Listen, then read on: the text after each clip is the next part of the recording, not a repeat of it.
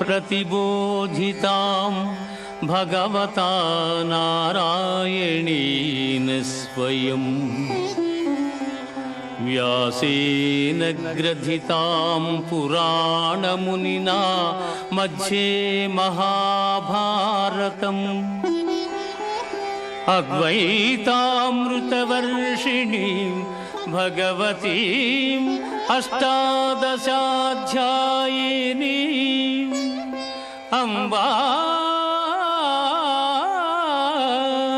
त्वामनुसन्दधामि भगवद्गीते भवद्वेषिणीं भगवद्गीते भवद्वेषिणी।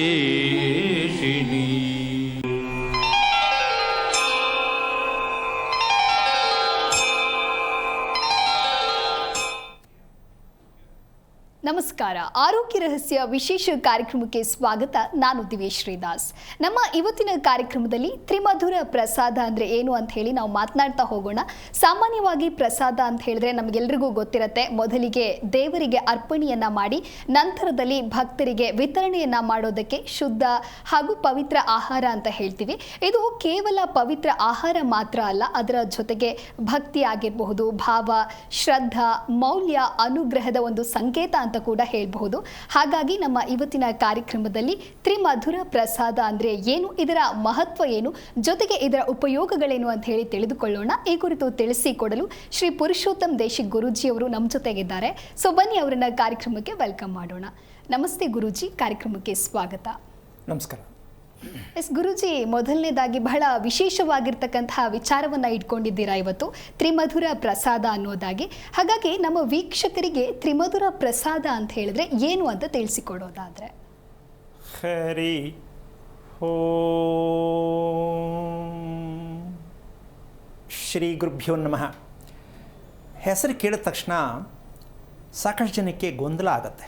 ಹೌದು, ಏನಿದು ತ್ರಿಮಧುರ, ಯಾವ್ದು ಭಾಷೆ, ಕನ್ನಡನ ಇದು ಅಂತಕ್ಕಂಥ ಅನುಮಾನಗಳು ಉತ್ಪತ್ತಿ ಆಗುತ್ತೆ. ನೀನು ಅದ್ರ ಬಗ್ಗೆ ವಿಶ್ಲೇಷಣೆ ಕೊಟ್ಬಿಟ್ಟಿದ್ಯಮ್ಮ.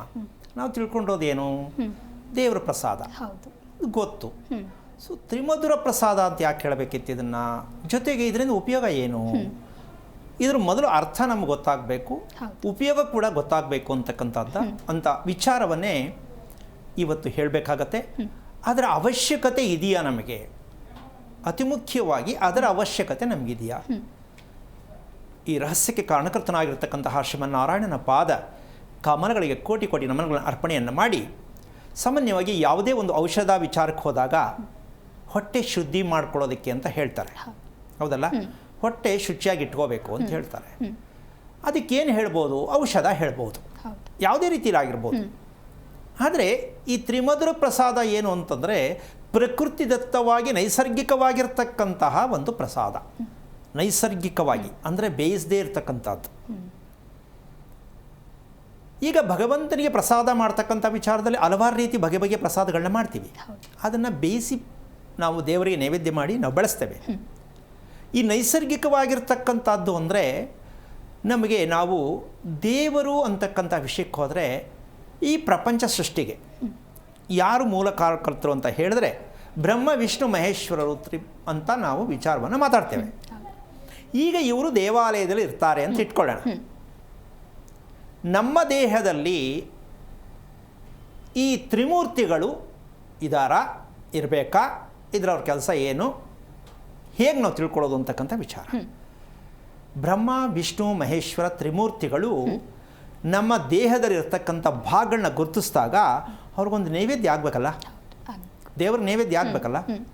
ಮುಟ್ಟದೇ ನೈವೇದ್ಯ ಎಷ್ಟು ಪವಿತ್ರವಾಗಿರ್ತಕ್ಕಂಥ ಒಂದು ವಿಚಾರ ಆಗುತ್ತೆ ಅಂತಕ್ಕಂಥದ್ದು. ಇದು ಮೊದಲನೇದಾಗಿ ನಾವು ಅನ್ನನಾಳ ಅಂತ ಹೇಳ್ತೀವಿ, ಎರಡನೇದು ಜಠರ ಅಂತ ಹೇಳ್ತೀವಿ, ಮೂರನೇದು ಕರುಳು ಅಂತ ಹೇಳ್ತೀವಿ. ಇದು ನಮ್ಮ ದೇಹದ ಅತಿ ಮುಖ್ಯವಾಗಿ ಅಂಗಾಂಗಗಳು. ಇನ್ನು ಮಿಕ್ಕದ್ದೆಲ್ಲ ಮುಖ್ಯ ಅಂತ ಅಲ್ಲ ಅಂತ ಪ್ರಶ್ನೆ ಅಲ್ಲ. ಆದರೆ ನಾವು ನಮ್ಮ ದೇಹದ ಒಳಗೆ ಇರತಕ್ಕಂತಹ ಅಂಗಾಂಗಗಳ ಪರಿಚಯವನ್ನು ನಾವು ಮಾಡಿಕೊಳ್ಳೇಬೇಕಮ್ಮ. ಮಾಡ್ಕೊಂಡಿದ್ದೀವಿ ಅಂತ್ಯಾ? ಅದು ಒಳಗಿರೋದು ಬಿಡ್ರಿ, ದೇವ್ರು ಮಾಡಿರೋದು ಅಂತ ಅಂದ್ಕೊಂಡಿದ್ದೀವಿ ಅಲ್ಲ. ದೇವ್ರು ಮಾಡಿರೋದು ಸರಿ, ಆದರೆ ನಾವು ಅದನ್ನು ಬಳಕೆ ಮಾಡೋದು ಗೊತ್ತಾಗಬೇಕಲ್ಲ, ಅದ್ರ ಪರಿಚಯ ಗೊತ್ತಾಗಬೇಕಲ್ಲ. ಪರಿಚಯನೇ ಇಲ್ಲ, ನಾವೇನು ಬಳಸೋರು ಪ್ರಯೋಜನ ಇಲ್ಲ. ಹೌದಾ? ಹಾಗಿರಬೇಕಾದ್ರೆ ಈ ಅನ್ನನಾಳ ಅಂತಕ್ಕಂಥದ್ದು ಯಾವುದು ಅಂದರೆ ಬ್ರಹ್ಮ, ಸೃಷ್ಟಿಕರ್ತ ಬ್ರಹ್ಮ. ಅಂದರೆ ಬಾಯಲ್ಲಿ ಊಟ ಹಾಕಿದಾಗ ಅಲ್ಲಿಂದ ಅನ್ನನಾಳದ ಮೂಲಕವಾಗಿ ಜಠರಕ್ಕೆ ಹೋಗುತ್ತೆ. ಆ ಜಠರನೇ ಶ್ರೀ ಮಹಾವಿಷ್ಣು. ನಮ್ಮಲ್ಲಿ ಜಠರ ಇದೆಯಲ್ಲ, ಅದೇ ನಮ್ಮ ದೇಹಕ್ಕೆ ಒಂದು ದೊಡ್ಡ ಬ್ಯಾಂಕ್, ಆರೋಗ್ಯದ ಬ್ಯಾಂಕ್. ಅಲ್ಲಿ ಹೋಗುತ್ತೆ, ಅಲ್ಲಿ ಶ್ರೀ ಮಹಾವಿಷ್ಣು ವಾಸಸ್ಥಾನ ಅಂತ ಹೇಳ್ತೀವಿ. ಇನ್ನು ಅದಾದಮೇಲೆ ಕರಡಿಗೆ ಹೋಗುತ್ತೆ, ಅವರೇ ಪರಮೇಶ್ವರ. ಅಂದರೆ ಸೃಷ್ಟಿ ಸ್ಥಿತಿ ಲಯ ಅಂತ ಹೇಳ್ತೀವಿ. ಆದರೆ ಈ ಸೃಷ್ಟಿ ಸ್ಥಿತಿ ಲಯದಲ್ಲಿ ನಮ್ಮ ದೇಹದಲ್ಲಿ ಇದ್ದಾರೆ ಅಂತಕ್ಕಂಥ ವಿಚಾರವನ್ನು ಇವತ್ತು ಸ್ವಲ್ಪ ತಿಳ್ಕೊಂಡ್ರೆ ತುಂಬ ಅನುಕೂಲ ಅಂತ ಅನ್ಕೋತೀನಿ. ಈಗ ಇವರಿಗೆ ಪೂಜೆ ಮಾಡಲಿಕ್ಕಾಗಲಿ ಸಾಧ್ಯ ಇಲ್ಲ, ನಮ್ಮ ಕಣ್ಣಿಗೆ ಕಾಣಿಸಲ್ಲ. ಕೊನೆಗೆ ನೈವೇದ್ಯವನ್ನು ಅರ್ಪಣೆ ಮಾಡೋ ಮಟ್ಟಕ್ಕೆ ನಾವು ಸಿದ್ಧತೆ ಆದಾಗ ನಮ್ಮ ದೇಹವನ್ನು ಶುಚಿ ಮಾಡೋದಕ್ಕೆ ಇವರು ಕೆಲಸ ಮಾಡ್ತಾರೆ. ಭಗವಂತ ಹೇಳಿರೋದು ಅಂದರೆ ನೀವೇನು ಕಷ್ಟ ಬೀಳಬೇಡ, ನನಗೆ ಒಪ್ಸಪ್ಪ, ನಾನು ನಿನಗೆ ಏನು ಬೇಕೆಲ್ಲ ಮಾಡ್ತೀನಿ ಅಂತ. ಆದರೆ ನಾವೇನು ಮಾಡಿದ್ದೀವಿ ಅಂದರೆ ನನಗೆ ಬುದ್ಧಿ ಇದೆ, ಶಕ್ತಿ ಇದೆ, ವಿದ್ಯೆ ಇದೆ, ನನಗೆ ಗೊತ್ತು, ಈ ನಾನು ಅನ್ನೋದ್ರಿಂದ ಈ 3 ಜನ ಕೈಗೆ ಸಿಕ್ಕಲ್ಲ. ದೇವರು ಯಾವಾಗ ಬರ್ತಾರೆ ಅಂದರೆ ನನ್ನ ಕೈಯಲ್ಲಿ ಆಗಲ್ಲ ಅಂದಾಗ ದೇವರು ಬರೋದು. ನನ್ನ ಕೈಯಲ್ಲಿ ಆಗತ್ತೆ ಅಂದರೆ ದೇವರಲ್ಲಿ ಪ್ರತ್ಯಕ್ಷ ಯಾವುದೇ ಕಾರಣಕ್ಕೂ ಆಗಲ್ಲ. ಇವತ್ತು ಈ ತಾಂತ್ರಿಕ ಯುಗದಲ್ಲಿ ನಾವು ಮಾಡ್ತಾ ಇರೋದೇನು? ನಾನು, ಹೌದಲ್ಲ? ಏನು ಬೇಕು ಕೂತಲ್ಲಿ ನೋಡ್ತಾ ಇದ್ದೀವಿ, ಕೂತಲ್ಲಿ ಏನು ಬೇಕು ಕೇಳಿಸ್ಕೊತಾ ಇದ್ದೀವಿ, ಹೌದಲ್ಲ? ಆದರೆ ಈ ತಾಂತ್ರಿಕ ಅಂತಕ್ಕಂಥದ್ದು ಬೇಡ ಅಂತ ಅಲ್ಲ, ಇದು ನಮಗೆ ಅಪಾಯ ತಂದೊಡದೇ ಇರಲಿ ಅಂತ ಆಸೆ ಇಟ್ಕೊಳ್ಳೋಣ, ಹೌದಲ್ಲ? ಬೇಕು. ಆದರೆ ಈ ತಾಂತ್ರಿಕ ಪ್ರಯೋಗ ನಮಗೆ ತೊಂದರೆ ಕೊಡಬಾರ್ದು, ಹಾಗೆ ನಾವು ಬಳಸ್ಕೋಬೇಕು. ಆವಾಗ ನಾವು ತಾಂತ್ರಿಕ ಬಳಸಿದಷ್ಟು ಖುಷಿ ಆಗತ್ತೆ. ಇದಕ್ಕೆ ಸೃಷ್ಟಿಯ ಸ್ಥಿತಿಯನ್ನು ನಾವು ಉಲ್ಟಾ ಮಾಡೋಕ್ಕೆ ಹೋಗ್ತಾ ಇದ್ದೀವಿ. ಯಾಕೆ? ನಾವು ಬದುಕಬೇಕು ಅಂತ. ಆದರೆ ಅದು ಎಷ್ಟು ಮಟ್ಟಕ್ಕೆ ಸರಿ ಅಂತ ಅರ್ಥ ಮಾಡಿಕೊಂಡಾಗ ಮಾತ್ರ ನಮ್ಗೆ ಅದರ ಅರ್ಥ ಗೊತ್ತಾಗತ್ತೆ. ಹಾಗಿದ್ದ ಮೇಲೆ ನಾವು ಮಾಡಬೇಕಾದಂತಹ ಏನು ಕೆಲಸಗಳು ಮಾಡಬೇಕಿತ್ತು ನಮ್ಮ ದೇಹಕ್ಕಾಗಿ ಅಂತಕ್ಕಂಥ ಲೆಕ್ಕಾಚಾರಕ್ಕೆ ಬಂದಾಗ 3 ಪದಾರ್ಥಗಳು ಬೇಕಾಗತ್ತೆ ಇದಕ್ಕೆ. ನೈಸರ್ಗಿಕವಾಗಿರ್ತಕ್ಕಂಥ 3 ಪದಾರ್ಥ. ನಂಬರ್ 1 ಬೆಲ್ಲ, ಯಾರಿಗೆ ಗೊತ್ತಿಲ್ಲಮ್ಮ? ನಂಬರ್ 2 ಬಾಳೆಹಣ್ಣು, ಯಾರಿಗೆ ಗೊತ್ತಿಲ್ಲಮ್ಮ? ನಂಬರ್ 3 ತೆಂಗಿನಕಾಯಿ, ಯಾರಿಗೆ ಗೊತ್ತಿಲ್ಲಮ್ಮ? ಇವು 3 ತ್ರಿಮಧುರ ಪ್ರಸಾದ, ನೈಸರ್ಗಿಕವಾಗಿ ಸಿಗ್ತಕ್ಕಂಥದ್ದು. ಈ 3 ಕೂಡ ಅನ್ನನಾಳಕ್ಕೆ ಏನು ಶುದ್ಧೀಕರಣ ಮಾಡುತ್ತೆ? ಬೆಲ್ಲ ಶುದ್ಧೀಕರಣ ಮಾಡುತ್ತೆ ಅನ್ನನಾಳವನ್ನು. ಅಂದರೆ ಗಂಟು ಕಟ್ಕೊಂಡಂಗಾಗಿದೆ, ಶೀತ ಆಗಿದೆ ಅಂತ ಹೇಳ್ತೀವಲ್ಲ, ಬೆಲ್ಲದಿಂದ ಔಷಧಿ ಲಭ್ಯವಾಗತ್ತೆ, ಗಂಟಲು ಶುದ್ಧಿ ಆಗತ್ತೆ. ಎಷ್ಟು ಚೆನ್ನಾಗಿದೆಯಲ್ಲ ಔಷಧಿ, ಅಲ್ವಾ? ಎರಡನೇದಾಗಿ ಬಾಳೆಹಣ್ಣು. ಈ ಬಾಳೆಹಣ್ಣು ಇರ್ತಕ್ಕಂತಹ ಈ ತೆಂಗಿನಕಾಯಿ ಇದೆರಡು ಎಷ್ಟು ಮಧುರವಾಗಿ ವಿಚಾರ ಇರ್ತಕ್ಕಂಥ ಲೆಕ್ಕಾಚಾರ ಹಾಕಿದ್ರೆ, ಈ ಬಾಳೆಹಣ್ಣು ಬೇಕಾಗಿರೋದು ಯಾವುದಕ್ಕೆ ಅಂದರೆ ಜಠರಕ್ಕೆ. ಯಾಕೆ ಅಂದರೆ ಬಾಳೆಹಣ್ಣು ಬಾಯಿಗೆ ಹಾಕಿದ ತಕ್ಷಣ ರಸ ಬರುತ್ತೆ, ಹೌದಾ? ಖುಷಿ ಆಗತ್ತೆ. ಇದು ಜಠರದಲ್ಲಿ ರಸ ಉತ್ಪತ್ತಿ ಮಾಡುತ್ತೆ. ನಾವು ಯಾವುದೇ ಊಟ ಮಾಡಿದ್ರು ರಸ ಉತ್ಪತ್ತಿಯಾಗುವಂತಹ ಊಟ ಮಾಡುವಂಥದ್ದು ಮಾಡಿದ್ರೆ ನಮ್ಮ ಆರೋಗ್ಯ ಚೆನ್ನಾಗಿರುತ್ತೆ, ಹೊಟ್ಟೆ ಕ್ಲೀನ್ ಇರುತ್ತೆ. ಎಷ್ಟನ್ನು ತಿಂತೀವಿ ನಾವು ರಸ ಉತ್ಪತ್ತಿ ಆಗೋದನ್ನ? ಸ್ವಲ್ಪ ಯೋಚನೆ ಮಾಡಬೇಕಾಗತ್ತಲ್ವಾ? ಬೆಳಿಗ್ಗಿಂದ ಸಾಯಂಕಾಲದವರೆಗೂ ರಸ ಉತ್ಪತ್ತಿ ಆಗುವಂಥ ಪದಾರ್ಥಗಳನ್ನ ಎಷ್ಟು ಬಳಸ್ತೀರಾ? ತುಪ್ಪ ಬಾಯಿ ಹಾಕ್ಕೊಳಮ್ಮ, ರಸ ಉತ್ಪತ್ತಿ ಆಗತ್ತೆ. ಸಿಹಿ ಹಾಕ್ಕೊಳಮ್ಮ, ರಸ ಉತ್ಪತ್ತಿ ಆಗತ್ತೆ, ಹೌದಾ? ನಾವು ಮಕ್ಕಳಿಗಾಗಲಿ ನಮಗಾಗಲಿ ಎಷ್ಟು ಮಟ್ಟಕ್ಕೆ ರಸ ಉತ್ಪತ್ತಿ ಆಗುವಂಥ ಪದಾರ್ಥಗಳನ್ನ ಬಳಸ್ತಾ ಇದ್ದೀವಿ ಅಂತ ಯೋಚನೆ ಮಾಡಿದ್ರೆ ನಮ್ಮ ಹೊಟ್ಟೆಯಲ್ಲಿ ಎಷ್ಟು ಕ್ಲೀನ್ ಆಗೋದಕ್ಕೆ ನಾವು ಏನೆಲ್ಲ ಮಾಡ್ತಾ ಇದ್ದೀವಿ. ಅಂದರೆ ಹದೋಗತಿ, ದುಃಖ, ಸಂಕಟ, ಮನಸ್ಸಿಗೆ ನೆಮ್ಮದಿ ಇಲ್ಲ, ಇದೆಲ್ಲ ನಾವು ರಸ ಉತ್ಪತ್ತಿಯಾಗುವಂತಹ ಪದಾರ್ಥಗಳ ಸೇವನೆಯನ್ನು ದೂರ ಮಾಡಿರುವ ಕಾರಣ ಈ ಒತ್ತಡ ಬೇಕು ಅಂತೀಯಾ? ಬೇಕಾ ಮನುಷ್ಯನಿಗೆ ಒತ್ತಡ? ಬೇಡ. ಅದಕ್ಕೆ ಸ್ವಲ್ಪ ಮೆಡಿಕಲ್ ಲೈನ್ಗೆ ಹೋದರೆ ವಿಟಮಿನ್ ಡಿ ಬೇಕು ಅಂತ ಹೇಳ್ತಾರೆ, ಹೌದಾ? ಇದು ಈ ಮೆದುಳು ಅಂತಕ್ಕಂಥದ್ದು ಇದೆಯಲ್ಲ, ನಮಗೆ ಊಟ ಬೇಕು ಸಾಕು ಅಂತ ಗೊತ್ತಾಗೋ ಸಿಗ್ನಲ್ ಕೊಡೋದೇ ಮೆದುಳು. ನಾವು ಮೆದುಳು ಮೂಲಕವಾಗಿ ಊಟ ಮಾಡ್ತಾ ಇದ್ದೀವಿ ಅಂತಕ್ಕಂಥದ್ದೇ ನಮ್ಗೆ ಇನ್ನೂ ವಿದ್ಯೆ ಗೊತ್ತೇ ಇಲ್ಲ. ಹೊಟ್ಟೆ ಭಾರ ಆಗೋವರೆಗೂ ತಿಂತೀವಿ, ಹೌದಾ? ಇದು ನಮ್ಮ ಒಳಗಡೆ ಎಲ್ಲ ತುಂಬಿ ಮೇಲೆ ಹೊಟ್ಟೋಗಿರುತ್ತೆ, ಆ ಮಟ್ಟಕ್ಕೆ ತಿಂತೀವಿ. ಅದು ಕರಗಕ್ಕೂ ಆಗಲ್ಲ, ನಾವು ನೆಮ್ಮದಿಯಾಗಿರೋಕ್ಕೂ ಆಗಲ್ಲ. ಇದು ನಮ್ಮ ಒತ್ತಡ ಆಗ್ತಾ ಇರ್ತಕ್ಕಂಥ ಜೀವನ. ಅದಕ್ಕೋಸ್ಕರವಾಗಿ ಮೆದುಳು ನಮಗೆ ಸೂಚನೆ ಕೊಡಬೇಕಾದ್ರೆ ಮೆದುಳನ್ನ ಹೇಗೆ ಇಟ್ಕೋಬೇಕು ಅಂತಂದರೆ ಈ ಒಂದು ತ್ರಿಮಧುರ ರಸಾಯನ ಅಂತ ಬೇಕಾದ್ರೆ ಹೇಳ್ಬೋದು. ಇದನ್ನು ಬೆಳಿಗ್ಗೆ ಮುಂಜಾನೆಯಲ್ಲಿ ಹೇಳುವವರೆಗೆ ಮಾತ್ರ, ಇದು ಸೂರ್ಯೋದಯವಾದ ನಂತರ ಹೇಳುವವರೆಗೆ ಈ ಪ್ರಸಾದ ಆಗಲಿಕ್ಕಿಲ್ಲ, ಅದು ಬಾಳೆಹಣ್ಣೆ ಆಗಿರುತ್ತೆ. ಮತ್ತು ನೀರು ಕುಡಿತೀವಲ್ಲಮ್ಮ, ಅದು ನಿಜಕ್ಕೂ ಅದನ್ನು ತೀರ್ಥ ಅಂತ ಹೇಳ್ತೀವಿ. ಅದು ಯಾವಾಗ ತೀರ್ಥ ಆಗತ್ತೆ ಅಂದರೆ ಸೂರ್ಯೋದಯಕ್ಕೆ ಮುಂಚೆ ತೀರ್ಥ ಯಾರು ಕುಡಿತಾರೆ ಅದನ್ನು ಉಷಾಪಾನ ಅಂತ ಹೇಳ್ತೀವಿ. ಅದು ಪವಿತ್ರವಾದ ಅಮೃತ ಆಗತ್ತೆ ಸೂರ್ಯೋದಯಕ್ಕೆ ಮುಂಚೆ ನೀರು ಕುಡಿದ್ರೆ. ಯಾರು ಕುಡಿತಾರೆ? 8 ಗಂಟೆಗೆ ಎದ್ದರೆ ಪುಣ್ಯ. ಎದ್ದ ತಕ್ಷಣ ನೀರು ಕುಡಿಬೇಕು ಅಂತ ಮೆಡಿಕಲಲ್ಲಿ ಹೇಳ್ತಾರೆ. ಆದರೆ ಎಷ್ಟು ಗಂಟೆಗೆ ಹೇಳಬೇಕು ಅಂತಿಲ್ಲ ಅಲ್ಲಿ, ಹೌದಲ್ಲ? ನೀರು ಕುಡಿತೀನಿ ಸ್ವಾಮಿ, ನಾನು ಒಂದು 3 ಲೀಟ್ರ್ ಕುಡಿತೀನಿ ಸ್ವಾಮಿ, ಅದರ ಅವಶ್ಯಕತೆ ಇಲ್ಲ. ಯಾಕೆ ಅಂದರೆ ಆಹಾರವನ್ನು ನಾವು ದ್ರವರೂಪಕ್ಕೆ ತರುವಂಥ ಅಭ್ಯಾಸ ಎಲ್ಲಿವರೆಗೂ ಮಾಡ್ಕೊಳ್ಳಲ್ವೋ ಅಲ್ಲಿವರೆಗೂ ನೀರಿನ ಅವಶ್ಯಕತೆ ಬೇಕಾಗತ್ತೆ. ಅದಕ್ಕೆ ಸಣ್ಣ ಉದಾಹರಣೆ ಸ್ವಾಮಿ ವಿವೇಕಾನಂದರನ್ನ ನಾವು ಸ್ವಲ್ಪ ಜ್ಞಾಪಕ ಮಾಡ್ಕೋಬೇಕಾಗತ್ತೆ. ಯಾಕೆ ಅಂದರೆ ಅವರಿಗೆ 11 ವರ್ಷಕ್ಕೆ ಶುಗರ್ ಅಂತಕ್ಕಂಥ ಒಂದು ಸಿಂಪ್ಟಮ್ಸ್ ಕ್ರಿಯೇಟ್ ಆಯಿತು. 11 ವರ್ಷ ಹುಡುಗನಲ್ಲಿ ಡಾಕ್ಟರು ಹೇಳಿದ್ರು ನೀರು ಸರಿಯಾಗಿ ಕುಡಿತಾ ಇಲ್ಲ ನೀನು ಅಂತೇಳಿ. ಅದಕ್ಕೆ ಅವ್ರು ಕೊಟ್ಟ ಉತ್ತರ, ಇವತ್ತಿಂದ 1 ಡ್ರಾಪ್ ನೀರು ತಗೊಳ್ಳಲ್ಲ ನಾನು. ನೀವು ನೀರು ಕುಡಿಯೋದಕ್ಕೆ ಶುಗರ್ ಬಂದಿದೆ ಅಂತ ಹೇಳ್ತಿದ್ದೀರಾ, ಇವತ್ತಿಂದ 1 ಡ್ರಾಪ್ ನೀರನ್ನ ನಾನು ಕುಡಿಯಲ್ಲ. 10 ವರ್ಷಗಳ ಕಾಲ ನೀರು ಕುಡಿಲಿಲ್ಲ. ಇದು ಸತ್ಯ ತಿಳ್ಕೋಬೇಕು. ಹಾಗಿದ್ದ ಮೇಲೆ ನೀರಿಲ್ಲದೆ ಬದುಕುವ ಶಕ್ತಿ ಈ ದೇಹಕ್ಕಿದೆ. ಎಲ್ಲಿವರೆಗೂ? ನಾವು ತಿಳ್ಕೊಳ್ಳೋವರೆಗೂ. ನಾವೊಂದು ತಿಳ್ಕೊಳ್ಳೋಕೆ ಹೋಗೂ ಇಲ್ಲ, ಇದೆಲ್ಲೂ ಪಾಠ ಮಾಡ್ತಾನೂ ಇಲ್ಲ. ಅಂದರೆ ಈ ನೀರು ಅಂತಕ್ಕಂಥದ್ದು ಸಪ್ರೇಟಾಗಿ ಮನುಷ್ಯನಿಗೆ ಬೇಕು ಅಂತಕ್ಕಂಥದ್ದಕ್ಕಿನ್ನ 80% ಅವಶ್ಯಕತೆ ಬರಲ್ಲಮ್ಮ. ಯಾಕೆಂದರೆ ಸಿಕ್ಕದಷ್ಟು ತಿನ್ಬಿಡೋದು, ನಮ್ಮ ಮನಸ್ಸೋ ಇಚ್ಛೆ ನೀರು ಕುಡಿದು ಬಿಡೋದು. ಏನಾಗಬೇಕದು? ಯಾಕೆ ಅಂದರೆ ಹೇಳಿದ್ದಾರೆ ಡಾಕ್ಟ್ರು, ಅಂದರೆ ಡಾಕ್ಟರ್ ಹೇಳೋದು ತಪ್ಪು ಅಂತಲ್ಲ. ಡಾಕ್ಟ್ರು ಚೆನ್ನಾಗಿ ನೀರು ಕುಡಿ ಅಂತ ಹೇಳಿದ್ದಾರೆ. ಚೆನ್ನಾಗಿ ನೀರು ಕುಡಿ ಅಂತ ಹೇಳೋದಕ್ಕೂ ಇವ್ರು ಮಾಡೋ ಊಟಕ್ಕೂ ಸಂಬಂಧ ಇವ್ರಿಗೆ ಗೊತ್ತಿರೋದು, ಅಲ್ಲಿ ಗೊತ್ತಿಲ್ವಲ್ಲ. ನಾವು ಊಟ ಮಾಡೋದು, ನಾವು ನೀರು ಕುಡಿಯೋದು, ಬಟ್ ಎಷ್ಟು ನೀರು ಕುಡಿಬೇಕು ಅಂತಕ್ಕಂಥದಕ್ಕಿಂತ ಹೆಚ್ಚಾಗಿ ನಮ್ಮ ದೇಹದಲ್ಲಿ ದ್ರವರೂಪದ ಆಹಾರ ಎಷ್ಟರ ಮಟ್ಟಕ್ಕೆ ನಾವು ತಗೋತಾ ಇದ್ದೀವಿ, ಮತ್ತು ಆಹಾರವನ್ನು ದ್ರವರೂಪಕ್ಕೆ ಯಾವ ಮಟ್ಟಕ್ಕೆ ಪರಿವರ್ತನೆ ಮಾಡ್ತಾ ಇದ್ದೀವಿ ನಮಗಿನ್ನೂ ಅರ್ಥ ಆಗಿಲ್ಲ. ಸೊ ಹಾಗಾಗಿ ಹೊಟ್ಟೆಯನ್ನು ಶುದ್ಧೀಕರಣ ಮಾಡಬೇಕಾದ್ರೆ ಸೂರ್ಯೋದಯಕ್ಕೆ ಮುಂಜಾನೆಯಲ್ಲಿ, ಸೂರ್ಯ ಉದಯಕ್ಕೆ ಮುಂಚೆ ಹೇಳ್ತಕ್ಕಂಥವ್ರಿಗೆ ಇದು ಮಹಾಪ್ರಸಾದ ಆಗತ್ತೆ. ಮತ್ತು ಕುಡಿಯೋ ನೀರು ಕೂಡ ಅಮೃತಮಯವಾಗಿರ್ತಕ್ಕಂಥ ನಮ್ಮ ದೇಹವನ್ನು ಶುಚಿ ಮಾಡ್ತಕ್ಕಂಥದ್ದಾಗತ್ತೆ. ಈ ರೀತಿಯಾಗಿ ವಿಚಾರಗಳನ್ನು ನಾವು ಎಷ್ಟರ ಮಟ್ಟಕ್ಕೆ ತಿಳ್ಕೊತಾ ಇದ್ದೀವಿ ಅಂತಕ್ಕಂಥದ್ದು ಗೊತ್ತಾಗ್ತಲ್ಲ. ತ್ರಿಮಧುರ ಪ್ರಸಾದ ಎಷ್ಟು ಅಂತ ಗೊತ್ತಾಯ್ತಲ್ಲ ಇವಾಗ. ಸೊ ಆ ರೀತಿಯಾಗಿ ಹೋಗಿ ಈಗ ನಾವು ಮುಂದೆ ಹೋಗಬೇಕಾದಂತಹ ವಿಚಾರ ಏನಪ್ಪ ಅಂದರೆ, ಪ್ರತಿದಿನ ಇದನ್ನು ಬಳಸ್ತಕ್ಕಂಥದ್ದು. ಕಾರಣ ನೈಸರ್ಗಿಕವಾಗಿ ಬೇಯಿಸೇ ಇರತಕ್ಕಂಥ ಹಸಿ ಆಹಾರ ನಮ್ಮ ದೇಹಕ್ಕೆ ಪ್ರತಿದಿನ ಬೇಕು. ಹಸಿ ಆಹಾರ ಪ್ರತಿದಿನ ಬೇಕು. ಯಾಕೆ ಅಂತ ಹೇಳಿದ್ರೆ, ಪ್ರಾಣಿಗಳು ತಿನ್ನೋದು ಹಸಿದು.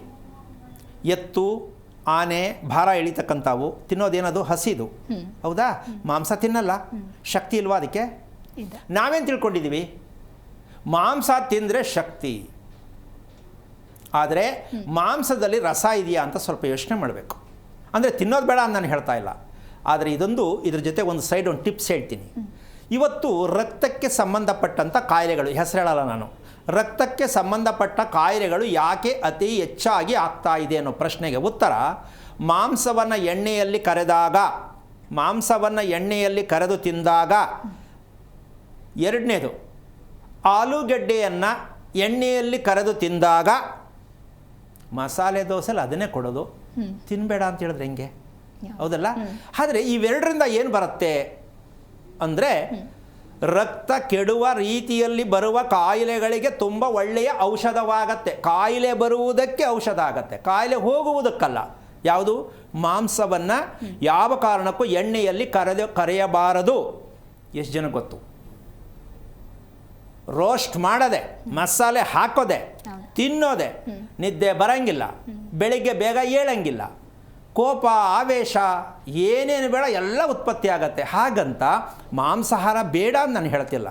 ಆದರೆ ಯಾವ ಪದಾರ್ಥಗಳನ್ನು ಯಾವ ರೀತಿಯಲ್ಲಿ ಯಾವ ಸಂದರ್ಭದಲ್ಲಿ ನಾವು ಬಳಸಬೇಕು ಅಂತ ತಿಳ್ಕೊಂಡ್ರೆ ಅಮ್ಮ, ನಮ್ಮ ಜಠರ ತಡ್ಕೊಳಕ್ಕಾಗಲ್ಲ. ಅದಕ್ಕೆ ಎಷ್ಟು ಶಕ್ತಿ ಇದೆಯೋ ಅಷ್ಟು ಮಾತ್ರ ವಿಸರ್ಜನೆ ಮಾಡ್ತಕ್ಕಂಥ ಶಕ್ತಿವಂತಕ್ಕೆ ತೊಗೊಂಡು ಹೋಗ್ಬೋದು. ಆದರೆ ಅದಕ್ಕೆ ಮೀರಿ ನಾವು ತುಂಬಿದಾಗ, ಅದು ತಡ್ಕೊಳಕ್ಕಾಗದೇ ಇದ್ದಾಗ, ನಮಗೆ ತಡ್ಕೊಳಕ್ಕಾಗದೇ ರೀತಿ ಒತ್ತಡದಲ್ಲಿ ಸಿಕ್ಕಾಕೋತೀವಿ. ಹೌದಾ? ಮನಸ್ಸು ಒತ್ತಡ ಯಾಕೆ ಅಂದರೆ ಬೇಜಾರಾಗತ್ತೆ ಅಂತ. ಇದಿಷ್ಟು ಆಹಾರದ ಪ್ರಕ್ರಿಯೆಯಲ್ಲಿ ಬಂದರೆ, ಇನ್ನು ಎರಡನೇ ಭಾಗ ತುಂಬ ಅತಿ ಮುಖ್ಯವಾದದ್ದು. ಏನು ಅಂದರೆ, ಮಕ್ಕಳು ಹುಟ್ಟಿದ ನಕ್ಷತ್ರ, ರಾಶಿ, ಶಾಸ್ತ್ರ. ಮಕ್ಕಳು ಹುಟ್ಟಿದ ನಕ್ಷತ್ರ, ಅದಕ್ಕನುಸಾರವಾಗಿ ರಾಶಿ, ಇದಕ್ಕೊಂದು ಶಾಸ್ತ್ರ. ಏನು? ಒಂದು ಮನೆ ಒಂದು ಮಗುವಿನ ನಕ್ಷತ್ರ ಎರಡನ್ನೂ ತಗೊಳ್ಳೋಣ. ಒಂದು ಮನೆ ಒಂದು ಮಗುವಿನ ನಕ್ಷತ್ರ ತಗೊಳ್ಳೋಣ. ಇದೆರಡಕ್ಕೂ ಸಂಬಂಧ ಎಷ್ಟು ಮಟ್ಟಿಗಿದೆ ಅಂತ ನಾವು ತಿಳ್ಕೊಂಡಿದ್ದೀವಾ ಅನ್ನೋ ಪ್ರಶ್ನೆ ಆಗತ್ತೆ. ಏನು ಒಂದು ನಕ್ಷತ್ರ ಅಂತಕ್ಕಂಥದ್ದು ಎಲ್ಲರಲ್ಲೂ ಒಂದೇ ರೀತಿ ನಕ್ಷತ್ರ ಇರಲ್ಲ. ಅಂದರೆ ಒಂದು ನಕ್ಷತ್ರ ಅಶ್ವಿನಿ ನಕ್ಷತ್ರದಲ್ಲಿ ಈ ರೀತಿ ಆಗತ್ತೆ ಅಂತ ಜ್ಯೋತಿಷ್ಯ ಹೇಳ್ತಕ್ಕಂಥ ವಿಷಯಕ್ಕೆ ಬರೋಣ. ಆ ಒಂದು ವಿಚಾರ ಎಲ್ಲ ಹುಟ್ಟಿರೋ ಅಶ್ವಿನಿ ನಕ್ಷತ್ರದಿಗೆಲ್ಲ ಅಪ್ಲೈ ಆಗತ್ತೆ ಅಂತೀಯಮ್ಮ? ಇಲ್ಲ ಅಲ್ಲ. ಯಾಕದು? ಅಶ್ವಿನಿಯಲ್ಲಿ ಮಗು ಹೀಗಿರುತ್ತೆ, ಫೈನ್, ಎಲ್ಲರೂ ಹಾಗೆ ಇರ್ತಾರ? ಎಸ್ ಎಂ ಕೃಷ್ಣ ಮಿನಿಸ್ಟರ್ ಆದರು, ಇಲ್ಲಿರೋ ಕೃಷ್ಣ ಮಿನಿಸ್ಟರ್ ಆಗಿಲ್ಲ, ಏನು ಮಾಡೋಣ ಈಗ? ಶಾಸ್ತ್ರ ಹೇಳೋಕ್ಕೆ ನಾನು ಕೇಳ್ತಾ ಇದ್ದೀನಿ. ಎಲ್ಲಿ ಹೇಗೆ ಹೇಳ್ತೀರಾ ನೀವು? ರಾಶಿ ನಕ್ಷತ್ರದಲ್ಲಿ ಮನುಷ್ಯ ಹೀಗಾಗ್ತಾನೆ, ಈಗ ಆಗತ್ತೆ ಅಂತ ಹೇಳೋದಕ್ಕೆ ಯಾವ ಕಾರಣಕ್ಕೂ ಆಧಾರಗಳಿಲ್ಲ ಅಂತ ನಾವು ಅಂದ್ಕೊಳ್ಳೋದು ಬೇಡ. ಅವರವರಿಷ್ಟ ವೈಯಕ್ತಿಕವಾಗಿ ತಿಳ್ಕೊಳ್ಳಿ. ಅದು ಒಂದಂತೂ ತಿಳ್ಕೋಬೇಕು, ಯಾಕಿದು ವ್ಯತ್ಯಾಸಗಳು ಆಗತ್ತೆ. ಒಂದು ಮನೆಯಲ್ಲಿರೋ ವ್ಯಕ್ತಿ ಚೆನ್ನಾಗಿದ್ದಾನೆ, ಇನ್ನೊಂದು ಮನೆಯಲ್ಲಿರ್ತಕ್ಕಂಥ ವ್ಯಕ್ತಿ ಚೆನ್ನಾಗಿಲ್ಲ, ಇಬ್ಬರು ಹೆಸರು ಒಂದೇ, ಕೊನೆಗೆ ನೇರವಾಗಿ ಹೇಳ್ಬೋಣ ಇಬ್ಬರು ಒಂದೇ ದಿನ ಹುಟ್ಟಿರ್ತಾರೆ ಅಂತಲೇ ಇಟ್ಕೊಳ್ಳೋಣ, ಒಂದೇ ಸಮಯದಲ್ಲಿ ಹುಟ್ಟಿರ್ತಾರೆ ಅಂತಲೇ ಇಟ್ಕೊಳ್ಳೋಣ. ಆದರೂ ಬೇರೆ ಬೇರೆ ಆಗತ್ತೆ ಅನ್ನೋದಕ್ಕೆ ಜ್ಯೋತಿಷಿಗಳ ಹತ್ರ ಉತ್ತರ ಇಲ್ಲ, ಶಾಸ್ತ್ರ ಹೇಳೋರ ಹತ್ರ ಇದಕ್ಕೆ ಉತ್ತರ ಇಲ್ಲ. ಅವರವ್ರ ಹಣೆ ಬರಾರಿ ಏನು ಬಿಡ್ತಾರೆ, ಸಾಧ್ಯನೇ ಇಲ್ಲ. ಇದಕ್ಕೆ ಉತ್ತರ ಬೇಕು.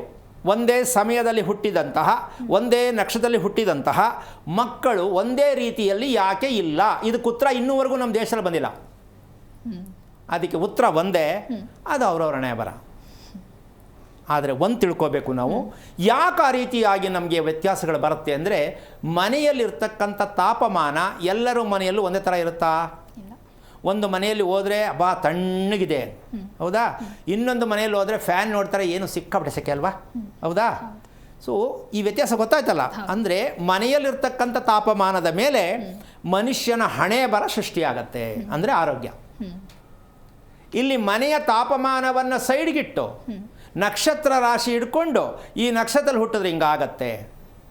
ಈಗ ನಾವು ಕಾರ್ಯಕ್ರಮದಲ್ಲಿ ಹೇಳ್ತಾ ಹೋಗ್ತಾ ಇದ್ದೀವಿ ಏನು ಅಂದರೆ, ಒಂದು ಮಗು ನಕ್ಷತ್ರದಲ್ಲಿ ಹುಟ್ಟಿದ್ರೆ ಹೆಣ್ಣಾಗಲಿ ಗಂಡಾಗಲಿ ಆ ನಕ್ಷತ್ರದ ಗುರುತನ್ನು ತಿಳ್ಕೊಳ್ಳಿ ಅಂತ ಹೇಳ್ತಾ ಇದ್ದೀವಿ ಹೊರತು ನಕ್ಷತ್ರಕ್ಕೆ ಶಾಂತಿ ಮಾಡಿಸಿ ಅಂತಕ್ಕಂಥದ್ದು ಆಮೇಲೆ ವಿಷಯ. ನಾವು ತಿಳ್ಕೊಬೇಕಾಗಿರೋದು ಆ ನಕ್ಷತ್ರದ ಗುರುತು ದೇಹದಲ್ಲಿ ಯಾವುದು. ಅಶ್ವಿನಿ ನಕ್ಷತ್ರ, ತಲೆ ಕೆಟ್ಟಿದೆ ಅಂದರೆ ಒತ್ತಡದಲ್ಲಿದೆ, ಹೌದಾ? ಅದೇ ರೀತಿಯಾಗಿ ತುಲಾ ರಾಶಿಯಲ್ಲಿ ಹುಟ್ಟಿರ್ತಕ್ಕಂಥದ್ದಿಗೆ ಹೊಟ್ಟೆ ಕೆಟ್ಟಿದೆ. ಅದೇ ರೀತಿಯಾಗಿ ರೇವತಿ ನಕ್ಷತ್ರದಲ್ಲಿ ಹುಟ್ಟಿರ್ತಕ್ಕಂಥದ್ದೇ ಕಾಲಿನಲ್ಲಿ ಸ್ವಾಧೀನ ತಪ್ಪಿದೆ. ಇದು ಗುರ್ತದು. ನಕ್ಷತ್ರನೇ ಅವನ ಲೈಫ್ನ ತೊಗೊಂಡೋಗತ್ತೆ, ಅವನ ಜೀವನದ ಪೂರ್ಣ ಭವಿಷ್ಯ ಅದು ಸಿಕ್ಕತ್ತೆ ಅಂತಕ್ಕಂಥ ವಿಚಾರ ಇದೆಯಲ್ಲ, ಇದು ನಡಿಬಹುದು, ನಡಿದೇನೆ ಇರಬಹುದು. ಆದರೆ ಹೇಳ್ತಕ್ಕಂಥವ್ರು ತಪ್ಪು ಅಂತ ನಾನು ಹೇಳ್ತಾ ಇಲ್ಲ, ಕೇಳ್ತಕ್ಕಂಥವ್ರು ಅರ್ಥ ಮಾಡ್ಕೋಬೇಕು. ಇದನ್ನು ಎಷ್ಟರ ಮಟ್ಟಕ್ಕೆ ನಾವು ಕೇಳ್ಬಿಟ್ಟು ತಿಳ್ಕೋಬೇಕು. ನಾವೇನು ಕೇಳಬೇಕು? ಕೇಳಿಬಿಟ್ಟು ಈ ನಕ್ಷತ್ರದಲ್ಲಿ ಹುಟ್ಟಿದ್ರೆ ಮಗುವಿನಲ್ಲಿ ದೇಹದ ಯಾವ ಭಾಗ ಸಮಸ್ಯೆ ಇದೆ ಅಂತ ಕೇಳಬೇಕು. ಯಾರಿಗಾರು ಗೊತ್ತಿದೆಯಂತಮ್ಮ ಇದು? ಮಗು ಓದುತ್ತಾ ಇಲ್ವಾ ನೋಡಿ ಅಂತ ಕೇಳ್ತಾರೆ. ಓದೋದು ಮಗು, ಹೇಳೋರ್ಗೂ ಗೊತ್ತಿಲ್ಲ, ಕೇಳಿಸ್ಕೊಳ್ಳೋರ್ಗೂ ಗೊತ್ತಿಲ್ಲ. ಓದೋದು ಮಗು ತಾನೆ. ಮಗು ಹೆಂಗೆ ಓದುತ್ತೆ ಅಂತ ಹೇಳೋಕ್ಕೆ ಇವ್ರಿಗೆ ಅಧಿಕಾರ ಕೊಟ್ಟಿದ್ಯಾರು? ಹೌದಲ್ಲ? ಅಂದರೆ ನಾವೆಷ್ಟು ದಡ್ರ, ಬುದ್ಧಿವಂತರ, ಅತಿ ಬುದ್ಧಿವಂತರ, ಈ ರೀತಿ ಪ್ರಶ್ನೆ ಹಲವಾರು ಬರುತ್ತೆ. ಅದಕ್ಕೋಸ್ಕರವಾಗಿ ಯಾವುದೋ ಒಂದು ರೀತಿಯಲ್ಲಿ ಒಂದೇ ಭಾಗವನ್ನು ನಾವು ಗುರುತಿಸ್ತಕ್ಕಂಥ ವಿಚಾರದಲ್ಲಿ ತುಂಬ ತಪ್ಪು ಮಾಡ್ಕೊಳ್ತಾ ಇದ್ದೀವಿ. ಹುಟ್ಟಿದ ನಕ್ಷತ್ರಕ್ಕೂ ವಾಸ ಮಾಡುವ ಮನೆಗೂ ನಿಕಟವಾದ ಸಂಬಂಧ ಇದೆ ಅಂತ ಪ್ರತಿಯೊಬ್ಬರಿಗೂ ಅರ್ಥ ಮಾಡಿಸೋದೇ ಆರೋಗ್ಯ ರಹಸ್ಯದ ಕಾರ್ಯಕ್ರಮದ ಪೂರ್ಣ ಉದ್ದೇಶ ಆಗಿದೆ. ಎರಡು ದೋಷ ಮಾತ್ರ ಇರೋದು. ಏನು? ಒಂದು ಆಹಾರ ದೋಷ, ಇನ್ನೊಂದು ಗೃಹ ದೋಷ. ಇದು ಎರಡನ್ನು ನಾವೇ ಮಾಡ್ಕೊಡ್ತಾ ಇರೋದು. ಆಹಾರ ತಿನ್ನೋದು ನಾವೇ, ಮನೆ ಕಟ್ಟೋದು ನಾವೇ. ಆದರೆ ಹೇಳೋದು ಮಾತ್ರ ದೇವ್ರ ಮೇಲೆ. ನನಗೆ ಯಾಕೆ ದೇವರು ಇಂಥ ಕಾಯಿಲೆ ಕೊಟ್ಟ, ನನಗೆ ಯಾಕೆ ದೇವರು ಇಂಥ ಗಂಡನ್ನ ಕೊಟ್ಟ, ನನಗೆ ಯಾಕೆ ದೇವರು ಇಂಥ ಮಗುವನ್ನು ಕೊಟ್ಟ. ದೇವ್ರು ಕೊಟ್ಟೇ ಇಲ್ವಲ್ಲ? ದೇವ್ರು ಕೊಟ್ಟಿದ್ದಾನೆ, ಚೆನ್ನಾಗಿರೋದನ್ನೇ ಕೊಟ್ಟಿದ್ದಾನೆ. ಅಲ್ಲ, ನಮ್ಮ ಬಟ್ಟೆ ಅಂಗಡಿಗೆ ಹೋಗ್ತೀರಾ, ಮಾರ್ಕೆಟ್ಗೆ ಹೋಗ್ತೀರಾ, ನಿಮಗೆ ಬೇಕಾದನ್ನೇ ಆರಿಸ್ಕೋಬೇಕು ನೀವು. ಅದು ಹೋಗಿ ಇದು ಯಾಕೆ ಇಟ್ಟಿದೆಯಾ ನೀನು ಅಂತ ಅವನ್ನೇ ಕೇಳಬೇಕು. ಇದು ಚೆನ್ನಾಗಿಲ್ಲ ಕ್ವಾಲಿಟಿ, ಅದು ಏನೋ ಇಟ್ಟು ನಿನಗೆ ಬೇಕು ಆರಿಸ್ಕೊ. ಹಾಗೆ ಭಗವಂತ ಎಲ್ಲವನ್ನೂ ಕೊಟ್ಟು ಕಳಿಸಿದ್ದಾರೆ ಅಂತ ನಮಗೆ ಇನ್ನೂ ಅರಿವು ಆಗಿಲ್ಲ ಅಂತ ಅನ್ಕೋಬೇಕಾಗತ್ತೆ. ಈ ವಿಚಾರಕ್ಕೆ ತಗೊಂಡಾಗ ಕೊಟ್ಟಿರಬೇಕಾದನ್ನು ಸರಿಯಾಗಿ ಬಳಸ್ಕೋಬೇಕು. ಅದೇ ಪರಮಾತ್ಮನ ಅರ್ಥ ಆಗತ್ತೆ. ಭಗವಂತ ನಮ್ಮ ಒಟ್ಟಿಗೆ ಇರ್ತಾರೆ. ಯಾಕೆಂದರೆ ನಾವು ಒತ್ತಡದಲ್ಲಿ ದೂರ ಆಗಬೇಕು, ಒತ್ತಡದಿಂದ ಮುಕ್ತಿ ಹೊಂದಬೇಕು. ಬೇಕಾ ಬೇಡಮ್ಮ? ಜೀವನ ಪರ್ಯಂತ ಒತ್ತಡದಲ್ಲಿ ಇರ್ತಕ್ಕಂಥ ಮಗುವಿಂದ ಎಕ್ಸಾಮಿಗೆ ಮಗುದು ಒತ್ತಡ, ಹೌದಾ? ಅವರವ್ರ ಹಂತಕ್ಕೆ ತಕ್ಕಂತೆ ಹೆಂಡತಿ ಗಂಡನಿಗೆ ಒತ್ತಡ, ಗಂಡ ಹೆಂಡತಿಗೆ ಒತ್ತಡ. ಈ ಒತ್ತಡದ ಜೀವನ ನಮಗೆ ಬೇಕಾ? ಯಾವ ಕಾರಣಕ್ಕೂ ಬೇಕಾಗಲ್ಲ. ಯಾಕೆ ಅಂತಂದರೆ ನಾವು ಒಂದನ್ನು ಸತ್ಯ ಅರ್ಥ ಮಾಡ್ಕೋಬೇಕು. ನಾವು ಮಾಡ್ಕೋಬೇಕಾದಂತಹ ವಿಚಾರ ಈಗ ಆಹಾರದ ವಿಚಾರ ಸ್ವಲ್ಪ ಮಟ್ಟಿಗೆ ತಿಳ್ಕೊಂಡಾಯಿತು. ಇನ್ನೊಂದು ಭಾಗ, ಎರಡನೇ ಭಾಗಕ್ಕೆ ಬಂದರೆ ಈ ತ್ರಿಮಧುರ ಪ್ರಸಾದದ ಮೂಲ ಅರ್ಥವನ್ನು ತಿಳ್ಕೊಂಡರೂ ಇದನ್ನು ನಾವು ಎಷ್ಟರ ಮಟ್ಟಕ್ಕೆ ಬೇಕಾಗತ್ತೆ ಹೊಟ್ಟೆ ಶುಚಿಯಾಗೋದಕ್ಕೆ ಅಂತಕ್ಕಂಥ ಎರಡನೇ ಭಾಗಕ್ಕೆ ಬಂದರೆ, ನಮ್ಮ ದೇಹದಲ್ಲಿ ರಕ್ತ ಅಂತ ಇದೆಯಲ್ಲ, ನಾವು ತಿಂದಂಥ ಆಹಾರ ರಕ್ತಗತವಾಗಬೇಕು ಅನ್ನೋದು ಸತ್ಯ. ತಿನ್ನುವಂಥ ಆಹಾರ ರಕ್ತಗತವಾಗಲೇಬೇಕು. ಆಗ್ತಾ ಇದೆ ಅಂತೀಯಮ್ಮ? ಅಪ್ರಾಣೇ ಇಲ್ಲ. ಯಾಕೆ ಅಂದರೆ ಆಗೋದೇ ಇಲ್ಲ ಅಂತಲ್ಲ, ನಾವು ರಕ್ತಗತವಾಗುವ ರೀತಿಯಲ್ಲಿ ಆಹಾರವನ್ನು ತಿನ್ನುತ್ತಿದ್ದೇವಾ, ಸೇವನೆ ಮಾಡ್ತಾ ಇದ್ದೀವಾ, ಅಥವಾ ಮಕ್ಕಳು ತೋರಿಸಿದ್ದೀವಾ? ರಕ್ತಗತವನ್ನು ತಿಂತಾ ಇದ್ದೀವಲ್ಲ, ತಿಂತಾ ಇದ್ದರೆ ರಕ್ತ ಕಮ್ಮಿ ಐತೆ ಅಂತ ಒಬ್ಬರಿಗೆ, ದೇಹ ಎಲ್ಲ ನೋವು ಅಂತ ಒಬ್ಬರಿಗೆ, ಮೈ ತೂಕ ಅಂತ ಒಬ್ಬರಿಗೆ, ನಿದ್ದೆ ಬರ್ತಾ ಇಲ್ಲ ಅಂತ ಒಬ್ಬರಿಗೆ, ಕೋಪ ಜಾಸ್ತಿ ಅಂತ ಒಬ್ಬರಿಗೆ. ಈ ಕಾರ್ಯಕ್ರಮದಲ್ಲಿ ಕೇಳೋಣ, ಎಲ್ಲರದ್ದು ಕಂಪ್ಲೇಂಟ್ ಏನು? ನನ್ನ ಮಗ ಹೇಳೋದು ಮಾತು ಕೇಳ್ತಿಲ್ಲ, ನನ್ನ ಮಗಳು ಹೇಳೋದು ಮಾತು ಕೇಳ್ತಾ ಇಲ್ಲ, ನನ್ನ ಗಂಡ ನನ್ನಂತೆ ಇಲ್ಲ, ನನ್ನ ಹೆಂಡ್ತಿನೂ ಕೂಡ ಚೆನ್ನಾಗಿಲ್ಲ, ಅಂದರೆ ಯಾವುದೋ ವಿಷಯದಲ್ಲಿ. ಸೊ ಈ ಕಂಪ್ಲೇಂಟ್ ಟೋಟಲಿ ಎಲ್ಲ ಬಂದು ಇರತಕ್ಕಂಥ ವಿಚಾರ ಏನು ಅಂದರೆ, ಇದಿಷ್ಟೂ ಇರತಕ್ಕಂಥದ್ದು ರಕ್ತಗತವಾಗುವ ಆಹಾರ ಸೇವನೆ ನಮಗೆ ತಿಳಿಯುತ್ತಿಲ್ಲ ಅಂತಕ್ಕಂಥದ್ದು ಒಂದು 50 ಭಾಗ ಹೇಳೋಣ, ಇನ್ನು 50 ಬಿಟ್ಟಿರೋಣ ಅಲ್ವಾ? ಈಗ ಮುಂದುವರೆದ ಭಾಗ ಅದನ್ನು ಹೇಳೋಣ. ಈಗ ಮುಂದಿನ ವಿಚಾರ ಅದೇ ಈಗ ಹೇಳ್ತಾ ಇದ್ರಿ, ನಮ್ಮ ಇವತ್ತಿನ ಕಾರ್ಯಕ್ರಮದಲ್ಲಿ ತ್ರಿಮಧುರ ಪ್ರಸಾದದ ಕುರಿತಂತೆ ಕೆಲವೊಂದಿಷ್ಟು ಉಪಯೋಗಗಳು ಇದೆ ಅಂತ ಹೇಳ್ತಾ ಇದ್ರಿ. ಹಾಗಾಗಿ ಇಲ್ಲಿ ಈಗ ರಕ್ತಗತವಾಗುವ ರೀತಿಯಲ್ಲಿ ಊಟ ಮಾಡುವ ವಿಧಾನ ಯಾವುದು ಅಂತಕ್ಕಂಥದ್ದು ಹೇಳಿದ್ರೆ ಏನಾರು ಹೇಳೋಕ್ಕಾಗತ್ತಮ್ಮ? ಊಟ ರಕ್ತಕ್ಕೆ ಹೋಗಲೇಬೇಕು, ಇದು ಸತ್ಯ, ಹೌದಾ? ಅದು ರಕ್ತಕ್ಕೆ ಹೋಗ್ತಕ್ಕಂಥದ್ದು ಹೇಗದು, ಯಾವ ಸೇವನೆ ಯಾವ ರೀತಿ ಮಾಡಬೇಕಾಗತ್ತೆ ಅಂದರೆ, ನಾವು ತಿಳ್ಕೊಂಡಿರೋದೇನು, ಊಟ ಮಾಡ್ತೀವಿ, ಕರಗತ್ತೆ ಅಂದರೆ ಅದೇ ಕರಗತ್ತೆ, ಅದೇ ಹೊರಗೆ ಹೋಗುತ್ತೆ ಅಂದ್ಕೊಂಡಿದ್ದೀವಿ. ಆದರೆ ಇದ್ರ ಮಧ್ಯದಲ್ಲಿ ಒಂದು ಕೆಲಸ ತಿಳ್ಕೊಬೇಕಾಗತ್ತೆ ನಾವು. ಅದು ಕರಗೋದು ಹೇಗೆ ಕರಗುತ್ತೋ, ಯಾವಾಗ ಬರುತ್ತೋ, ಅದು ಎರಡನೇ ವಿಷಯ. ರಕ್ತಗತವಾಗುವಂತಹ ರೀತಿಯಲ್ಲಿ ನಾವು ಸೇವನೆ ಮಾಡ್ತಕ್ಕಂಥದ್ದು ನಮಗೆ ಗೊತ್ತಾಗಿದೆಯಾ, ಇದು ತಿಳ್ಕೊಬೇಕಾಗತ್ತೆ. ಈ ರಕ್ತಗತವಾಗಿರ್ತಕ್ಕಂಥ ಊಟ ಹೇಗೆ ಸೇವನೆ ಮಾಡೋದು ಅಂತಕ್ಕಂಥ ವಿಷಯಕ್ಕೆ ಬಂದರೆ, ಬಾಯಲ್ಲಿ ಏನು ಆಹಾರವನ್ನು ಹಾಕ್ಕೊಳ್ತೀವೋ, ಚಪಾತಿ ಇರಲಿ ಯಾವುದೇ ಇರಲಿ, ಅದನ್ನು ನಾವು ಗಂಟ್ಲಲ್ಲಿ ಅಂದರೆ ಅನ್ನನಾಳದಲ್ಲಿ ನಮಗೆ ಒಂದು ಚೂರು ಗೊತ್ತಾಗಬಾರ್ದು, ಒಳಗಡೆ ಅನ್ನನಾಳದಲ್ಲಿ ಇಳಿತಕ್ಕಂಥದ್ದು ಗೊತ್ತೇ ಆಗಬಾರ್ದು. ಅಂದರೆ ಏನಾಗಬೇಕದು? ಅನ್ನನಾಳದಲ್ಲಿ ಇಳಿತಕ್ಕಂಥ ಗಂಟಲಲ್ಲಿ ಇಳಿಬೇಕಲ್ಲಮ್ಮ, ನಮಗೆ ನಾವು ತಗೊಂಡಂಥ ಆಹಾರ ಒಳಗಡೆ ನುಂಗಿದಾಗ ನಮಗೆ ಗೊತ್ತೇ ಆಗಬಾರ್ದು. ಆ ಮಟ್ಟಕ್ಕೆ ಆಹಾರ ರೆಡಿ ಆಗಬೇಕು. ಎಲ್ಲಿ? ಬಾಯಲ್ಲಿ ರೆಡಿ ಆಗಬೇಕು. ಅಂದರೆ ಹಿಂಗೆ ರಸವತ್ತಾಗಿರ್ಬೇಕದು. ಯಾವುದು? ದ್ರವ ರೂಪಕ್ಕೆ ಬಂದಿರಬೇಕು.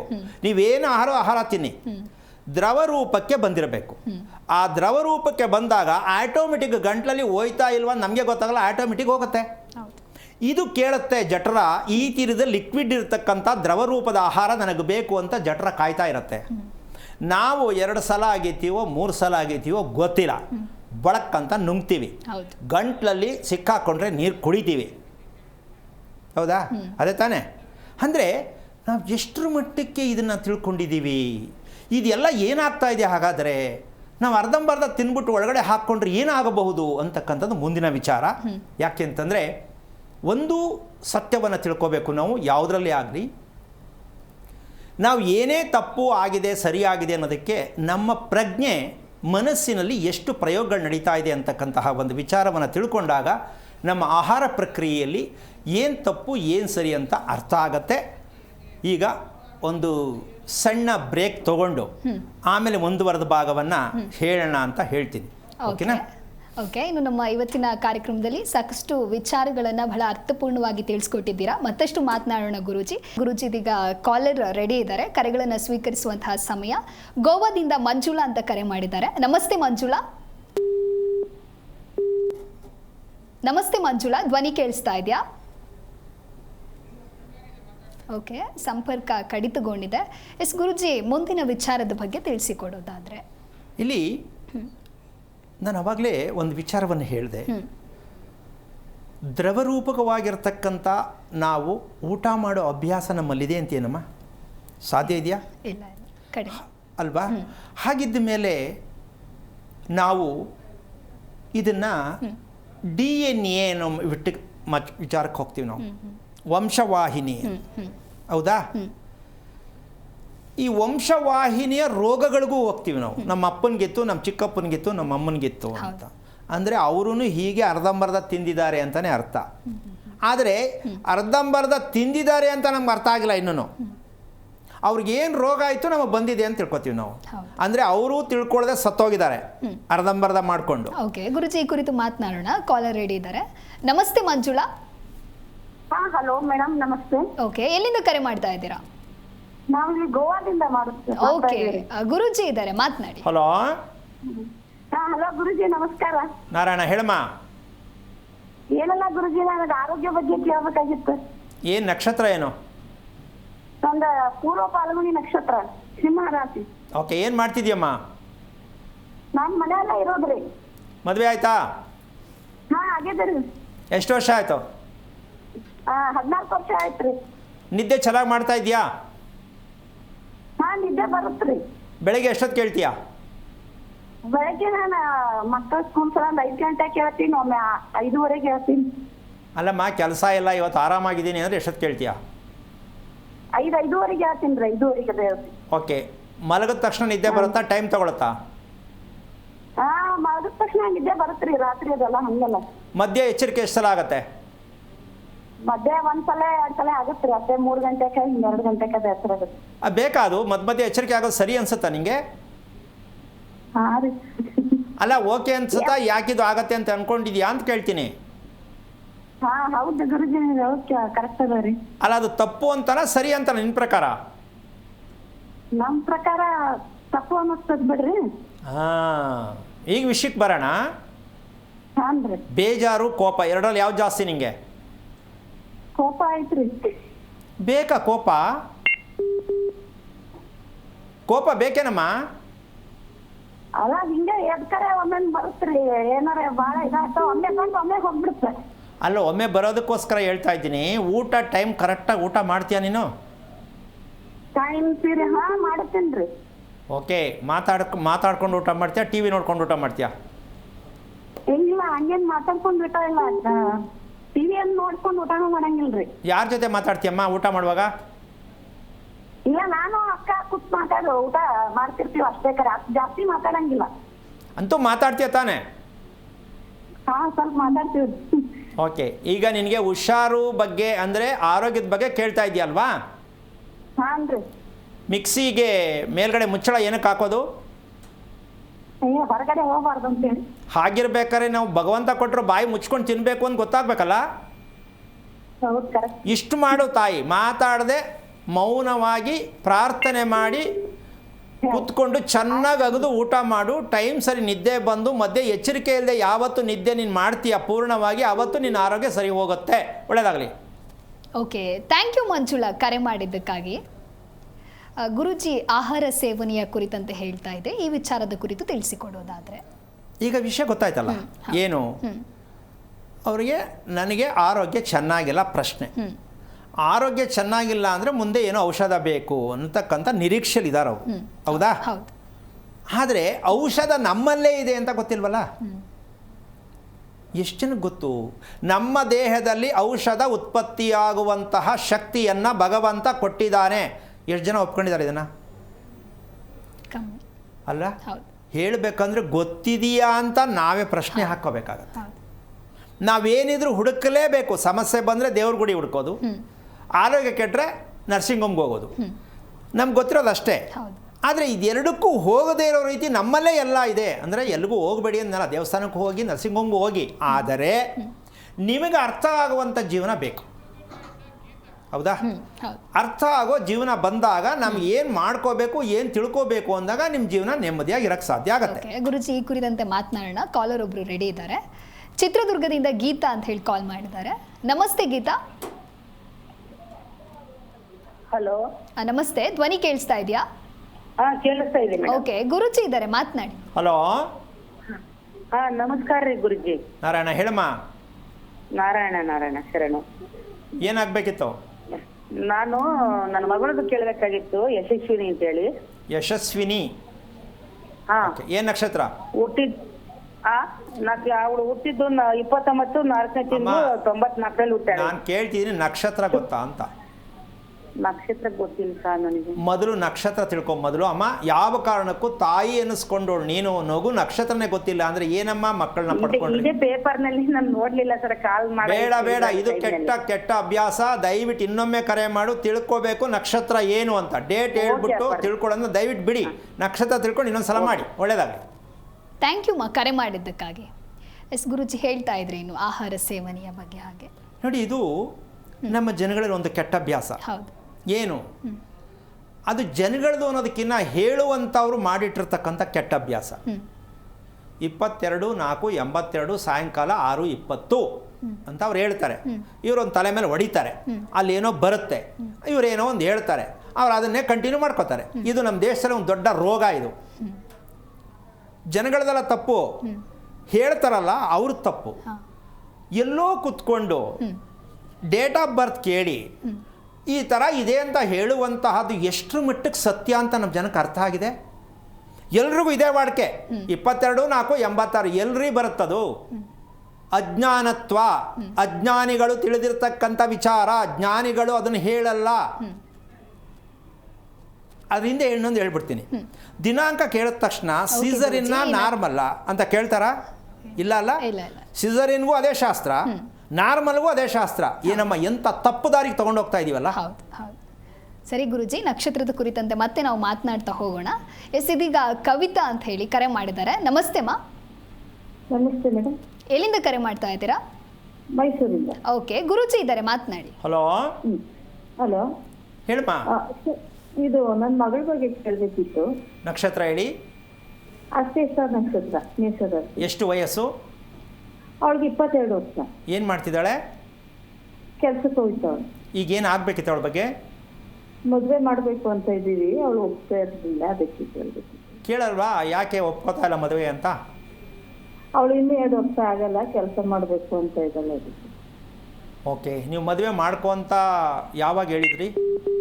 ಹಲೋ, ಮದುವೆ ಮಾಡ್ಕೊ ಅಂತ ಹೇಳಿದ್ದು ಯಾವಾಗ ಅಂದೆ? ನಾವು ಇವಾಗ ಕೇಳ್ತಾ ಇದ್ದೀವಿ ಸರ್. ಎಷ್ಟು ವರ್ಷದಿಂದ ಈ ಮನೇಲಿ ಇದ್ದೀರಾ ಇವಾಗ? ಮನೆ ಸ್ವಂತದ್ದ ಯಾವುದು? ಸ್ವಂತದ ಮನೆ, 18 ವರ್ಷದಿಂದ ಇದ್ದೀವಿ. ಯಾರು ಕಟ್ಸಿದ್ದು?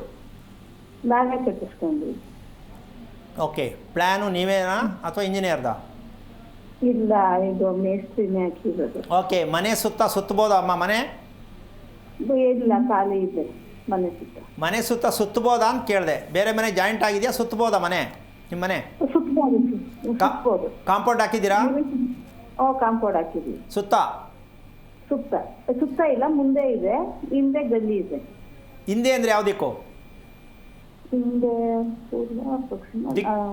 ದಕ್ಷಿಣ ಬರ್ತಿದೆ. ದಕ್ಷಿಣ ಖಾಲಿ ಇದೆ, ಕಾಂಪೌಂಡ್ ಹಾಕಿಲ್ಲ? ಇಲ್ಲ. ಯಾಕೆ? ಹಿಂದೆ ಮನೆ ಇದೆ, ಅದು ಗಲ್ಲಿ ಬಿಟ್ಟಿದ್ದೀವಿ. ಓಕೆ, ಈಗ ನೋಡಿ ಒಂದು ವಿಷಯ. ನಿಮ್ಮ ಮನೇಲಿ ಗಂಡಸರು ಎಷ್ಟು ಜನ ಇರೋದು? ಇಬ್ರು. ನಿಮ್ಮ ಯಜಮಾನ್ರು ಒಬ್ರು, ಮಗ ಒಬ್ಬನಾ? ಮಗ ಒಬ್ಬ. ಮಗನ ವಯಸ್ಸೆಷ್ಟು? 24 ವರ್ಷ. ಏನು ಮಾಡ್ತಾನೆ ಅವನು? ಏನೂ ಇಲ್ಲ, ನಮ್ಮದೇ ಒಂದು ಅಂಗಡಿ ಇದೆ ರೋಡ್ ಸೈಡಲ್ಲಿ, ಅದೇ ನೋಡ್ತಾರೆ. ಓಕೆ, ಸೊ ನಿಮ್ಮ ಮನೆಯಲ್ಲಿ ಅಕಸ್ಮಾತಾಗಿ ಲವ್ ನಡೆಯುವಂತಹ ಸನ್ನಿವೇಶ ಬಂದರೆ ಒಪ್ಕೋತೀರಾ ನೀವು? ಇಲ್ಲ ಸರ್, ಒಪ್ಪಲ್ಲ. ನೀವು ಒಪ್ಪಲ್ಲ, ಆಗ್ಬಿಟ್ರೆ ಏನು ಮಾಡ್ತೀರಾ? ಬೇಡ ಅಂತೀರಾ? ಸರ್, ಇದಿಲ್ಲ, ಒಪ್ಕೋಬೇಕಾಯ್ತದೆ. ಹಾಂ, ಒಪ್ಕೋತೀರಾ ಬೇಡ ಅಂತೀರಾ ಅಂದೆ? ಒಪ್ಕೋತೀನಿ. ಇನ್ನೇನು ಮಾಡೋಕ್ಕಾಗಲ್ಲ. ನೀವು ಕಟ್ಕೊಂಡ್ರೋ ಮನೆ ಅಷ್ಟು ಚೆನ್ನಾಗಿ ಕಟ್ಕೊಂಡಿದ್ದೀರಲ್ವಾ? ಅಲ್ಲಿ ನೀವು ಚಪ್ರ ಹಾಕ್ಬಿಟ್ಟು ಮದುವೆ ಮಾಡ್ತೀನಿ ಅಂತ ಕನಸಿನ ಮಾತು. ಮದುವೆ ಮಾಡ್ಕೊಂಡು ಬೇಕಾದ್ರೆ ಫೋನ್ ಮಾಡ್ಬೋದು, ನಾನು ಮದುವೆ ಮಾಡ್ಕೊಂಡಿದ್ದೀನಿ ಅಂತ. ಆದರೂ ಮಾಡಿದ್ರೆ ನಿಮ್ಮ ಅದೃಷ್ಟ. ಇದು ಬೇಕಾ? 2 ಮಕ್ಕಳಿಗೂ ಕರೆಕ್ಟಾಗಿ ರೆಡಿ ಮಾಡಿಟ್ಟಿದ್ದೀರಾ. ನಮ್ಮ ಇಷ್ಟದಂಗೆ ಮದುವೆ ಮಾಡೋದು ಬೇಡ, ಅವ್ರ ಇಷ್ಟದಂಗೆ ಮಾಡ್ಕೊಳ್ಳಿ. ಈಗ ನೀವೆಷ್ಟೇ ಅಡ್ವೈಸ್ ಮಾಡಿದ್ರು ಮದುವೆ ನಡೆಯೋದು ಕಷ್ಟ. ಆದರೂ ನಿಮ್ಗೆ ಗೊತ್ತಿಲ್ಲ ಮದುವೆ ಯಾವಾಗಲೂ ಆಗೋಗಿದೆ, ನಿಮಗಿನ್ನೂ ಗೊತ್ತಿಲ್ಲ ಮದುವೆ ಆಗಿಲ್ಲ. ಏನು ಅರ್ಥ ಆಯಿತು? ಬೇಜಾರಾಯ್ತಾ? ಮನಸ್ಸಲ್ಲಿ ಏನು ಮಾಡೋದು ಅಂತ ಪ್ರಶ್ನೆ ಬಂದಿದೆ. ನಿಮ್ಗಿನ್ನೂ ಅರ್ಥ ಆಗಿಲ್ಲ. ಅದಕ್ಕೆ ಇನ್ನೊಂದು ವರ್ಷ ಹೋಗಲಿ, ಸಂಕ್ರಾಂತಿ ಕಳೀಲಿ, ಇನ್ನೊಂದು ವರ್ಷ ಹೋಗಲಿ ಅಂತ ಕತೆ ಹೇಳ್ತಾ ಹೋಗ್ತಾರೆ. ಕಾರಣ ನಿಮಗೆ ಸಮಯ ಇಲ್ಲ. ನಿಮ್ಮ ಯಜಮಾನಿಗೆ ನಂಬಿಕೆ ಇಲ್ವಾ ಇದೆಲ್ಲ? ನಿಮ್ಮ ಯಜಮಾನಿಗೆ ನಂಬಿಕೆ ಇಲ್ವಮ್ಮ? ನಂಬಿಕೆ ಇಲ್ಲ. ಯಾಕೆ ನಂಬಲ್ವಾ ಯಾವುದನ್ನು? ಅವ್ರೇನು ಇದು ಮಾಡಲ್ಲ. ಅದಕ್ಕೇನೆ ಇಷ್ಟು ಮಾಡಲ್ಲ ಅಂದದಕ್ಕೇ ನಿಮ್ಮ ಯಜಮಾನರದು ಸ್ಟೋರಿ ನಿಮ್ಮ ಮಗಳಲ್ಲಿ ಬಂದಿರುತ್ತೆ. ಅವರ ಒಡಹುಟ್ಟಿದ ಅಕ್ಕ ತಂಗಿಯರು, ಅವರಿಗೆ ಜನ್ಮ ಕೊಟ್ಟ ತಾಯಿ, ಕುಟುಂಬದಲ್ಲಿ ಏನೆಲ್ಲ ಸಮಸ್ಯೆಯನ್ನು ಅನುಭವಿಸ್ತಾ ಇದ್ದಾರೆ, ಅದು ನಿಮ್ಮ ಮಗಳು ತೊಗೊಂಡಿದ್ದಾಳೆ. ನಿಮ್ಗಿನ್ನೂ ಗೊತ್ತಿಲ್ಲ, ಓದಿಸಿದ್ದೀರ ಅಷ್ಟೇ. ಮದುವೆ ಮಾಡಬೇಕು ಅಂದ್ಕೊಂಡಿದ್ದೀರಾ, ಎಷ್ಟು ಮಟ್ಟಿಗೆ ಆಗುತ್ತೋ ಗೊತ್ತಿಲ್ಲ. ಹಾಗಂತ ಹೆದರ್ಕೋಬೇಡಿ. ಯಾಕೆ ಅಂದರೆ ನಾವು ಯಾವುದನ್ನು ನಂಬದೆ ಮಕ್ಕಳು ಮಾಡಿಕೊಂಡು ಮದುವೆ ಮಾಡಿಕೊಂಡು ಆಮೇಲೆ ಮದುವೆ ಆಗಬೇಕು ಅಂದರೆ ಎಲ್ಲಿಂದ ಆಗತ್ತೆ? ಮದುವೆಗಳಾಗತ್ತೆ, ಮದುವೆ ಆಗಲ್ಲ.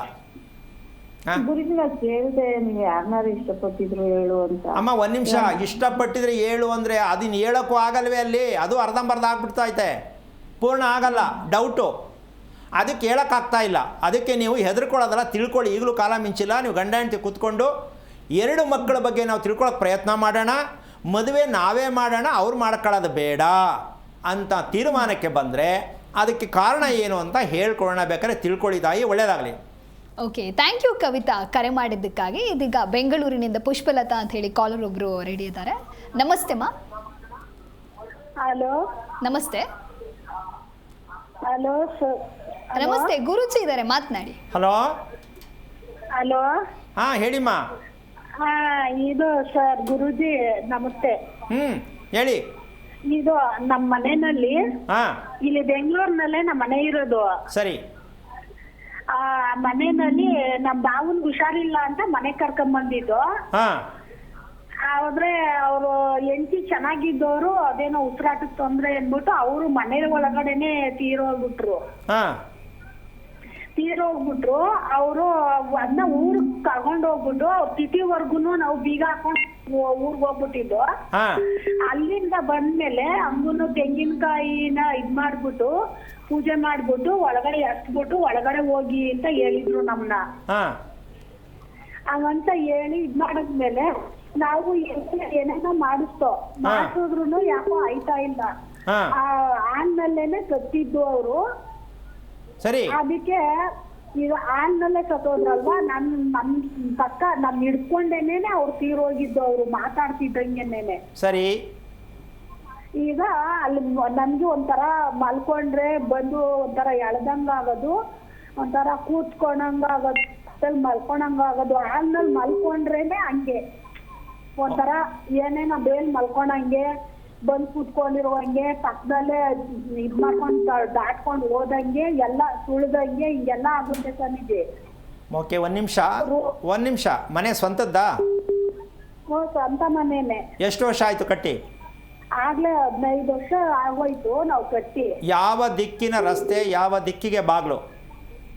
ನಮ್ದು ನಂದಿ ಬಾಗ್ಲು. ರಸ್ತೆ? ನಂದಿ ಬಾಗ್ಲ ಐತೆ ರಸ್ತೆ. ಆಮೇಲೆ ಮುಳುಗ ಬಾಗ್ಲಿಗೆ ಅಡ್ಗೆ ಮನೆ ಐತೆ. ಅಡ್ಗೆ ಮನೆ ಪಕ್ಕದಲ್ಲೇನೆ ಇದು ಒಂದ್ ರೂಮ್ ತರ ಮಾಡಿದ್ದು ಸ್ನಾನಕ್ಕೆ ಅಂತ. ಈ ದಿಕ್ಕಲ್ಲಿ ಸ್ನಾನ ಮಾಡಬಾರ್ದು ಇಲ್ಲಿ ಅಂತ ಅಂದ್ರು. ನೀವು ದೇವ್ರ ಮನೆ ಮಾಡ್ಕೊಂಡ್ರೆ ಒಳ್ಳೇದು ಅಂದ್ರು. ನಾವು ಸಪ್ರೇಟ್ ಆಗಿ ದೇವ್ರ ಮನೆ ಮಾಡ್ಕೊಂಡಿದೀವಿ. ನಾವು ಸೂರ್ಯ ಉಡೋ ಕಡಿಕೆ ಬಾಗ್ಲು ತಿಳ್ಸಿ ನಾವು ಮಾಡ್ಕೊಂಡಿದೀವಿ. ಆ ರೂಮ್ ನ ಸುಮ್ನೆ ಶೋರೂಮ್ ತರಾನೇ ಮಾಡ್ಕೊಂಡಿರೋದು. ಒಂದ್ ನಿಮಿಷ. ನಿನಗೆ ಯೋಚನೆ ಭಯ ಎರಡರಲ್ಲಿ ಯಾವ ಜಾಸ್ತಿ? ಯೋಚನೆ ಭಯ ಎರಡರಲ್ಲಿ ಯಾವ ಜಾಸ್ತಿ? ಈಗಿನ ಬಿಡು, ಸತ್ತೋದ್ಮೇಲೆ ಹೇಳ್ತಾರಲ್ಲ. ಅದಕ್ಕೆ ಮುಂಚೆ ಅಡುಗೆ ಮನೆಯಲ್ಲಿ ಅಡುಗೆ ಮಾಡಬೇಕಾದ್ರೆ ಯೋಚನೆ ಇತ್ತಾ, ಭಯ ಇತ್ತಾ? ಅವಾಗ ಏನು ಇರ್ಲಿಲ್ಲ ನಮ್ಗೆ. ಅಲ್ಲಮ್ಮ, ಯೋಚನೆ ಅಂದ್ರೆ ಕಾಲು ನೋವು, ಒಂಥರ ಬೇಜಾರು, ಸಿಟ್ಟು ಬರೋದು, ಈ ರೀತಿಯಾಗಿ ನಿನಗೆ ಅವಾಗ ಕಾಣಿಸ್ತಿತ್ತ ಅಂತ ಕೇಳ್ತೀನಿ. ಸಾಯಕ್ಕೆ ಮುಂಚಿನ ವಿಚಾರ ಕೇಳ್ತೀನಿ. ನೋವು ಅಂದ್ರೆ ಏನು ಇರ್ಲಿಲ್ಲ ನಮ್ಗೆ, ಅವಾಗೆಲ್ಲ ಇರ್ಲಿಲ್ಲ. ಏನು ಖುಷಿಯಾಗೇ ಇದ್ದ ಅಂತ ಅಂದ್ರೂ ಇರ್ಲಿಲ್ಲ ಜಾಸ್ತಿ. ನಾನು ಯಾವಾಗ್ಲೂ ಇವಳು ಸತ್ತ ಮೇಲೆ, ನಾನು ಸತ್ತ ಮೇಲೆ ನಿಂತ್ಕೊಂಡು ಪಾತ್ರೆ ತೊಳಿತಾ ಇದ್ರೆ ಇಲ್ಲಿಂದ ಬಂದಂಗೆ ನೆರಳು ಸುಳ್ದಂಗೆ ಇದ್ರಂಗೆಲ್ಲ ಆಯ್ತಾ ಇತ್ತು. ಸರಿ, ಅದಕ್ಕೋಸ್ಕರ ನೀನು ಏನು ಮಾಡಬೇಕು ಅಂತಂದರೆ, ಸರಿ, ನೀನು ಏನು ಮಾಡಬೇಕು ಅಂತಂದರೆ, ಮನೆಯ ಒಳಗಡೆ ಇರ್ತಕ್ಕಂಥದ್ದೇ ಸಾಕಷ್ಟು ಈ ಸಮಸ್ಯೆಗಳಿರುತ್ತೆ. ಈಗ ಎಲ್ಲಿಂದನೋ ಬಂದು ಒಂದು ಮನೆಯಲ್ಲಿ ಸಾವು ಆಗಬೇಕು ಅಂದರೆ, ಅದು ನಿಮ್ಮ ಮನೆಯಲ್ಲಿ ಸಾವು ಆಗಬೇಕು ಅಂದರೆ, ನಿಮ್ಮ ಮನೆ ಈ ರೀತಿ ಪ್ರೇತ ಬಾಧೆಯಿಂದ ನೀವು ಮನೆ ಬಿಡಬೇಕು ಅನ್ನೋ ಮಟ್ಟಕ್ಕೆ ಅದು ನಡೆದಿದೆ. ಇದಕ್ಕೆ ನೀವು ಸತ್ತೋರ್ ತಪ್ಪಂತಲ್ಲ, ನಿಮ್ಮ ಮನೆಯದೇ ತಪ್ಪು. ಯಾಕೆ ಅಂದರೆ ನಿಮ್ಮ ಇಷ್ಟದ ಪ್ರಕಾರ ತಾನೇ ಮನೆ ಕಟ್ಕೊಂಡಿರೋದು, ಅಲ್ವೇನಮ್ಮ? ಮತ್ತೆ ತಪ್ಪು ಯಾರ್ದು? ನಿಮ್ಮ ಇಷ್ಟದಂಗೆ ಮನೆ ಕಟ್ಟಂಗಿಲ್ವಲ್ಲ, ಮನೆ ಹೇಗಿರ್ಬೇಕು ಆಗ್ತಾನೆ ಇರಬೇಕು. ಭಗವಂತ ಕಣ್ಣು ಮುಖದಲ್ಲೇ ಇಟ್ಟಿದ್ದಾನೆ. ಒಂಥರ ಕೇಳಿದ್ದ ನಾವು ಅಮ್ಮ ಒಂದು ನಿಮಿಷ ಅಮ್ಮ, ಶಾಸ್ತ್ರ ಕೇಳೋರ ಹತ್ರ ಹೋಗ್ಬಿಟ್ರೆ ಮನೆ ಕಟ್ಟೋದು ಗೊತ್ತೇನಮ್ಮ? ನೀನು ಸ್ವಲ್ಪ ಯೋಚನೆ ಮಾಡಬೇಕು.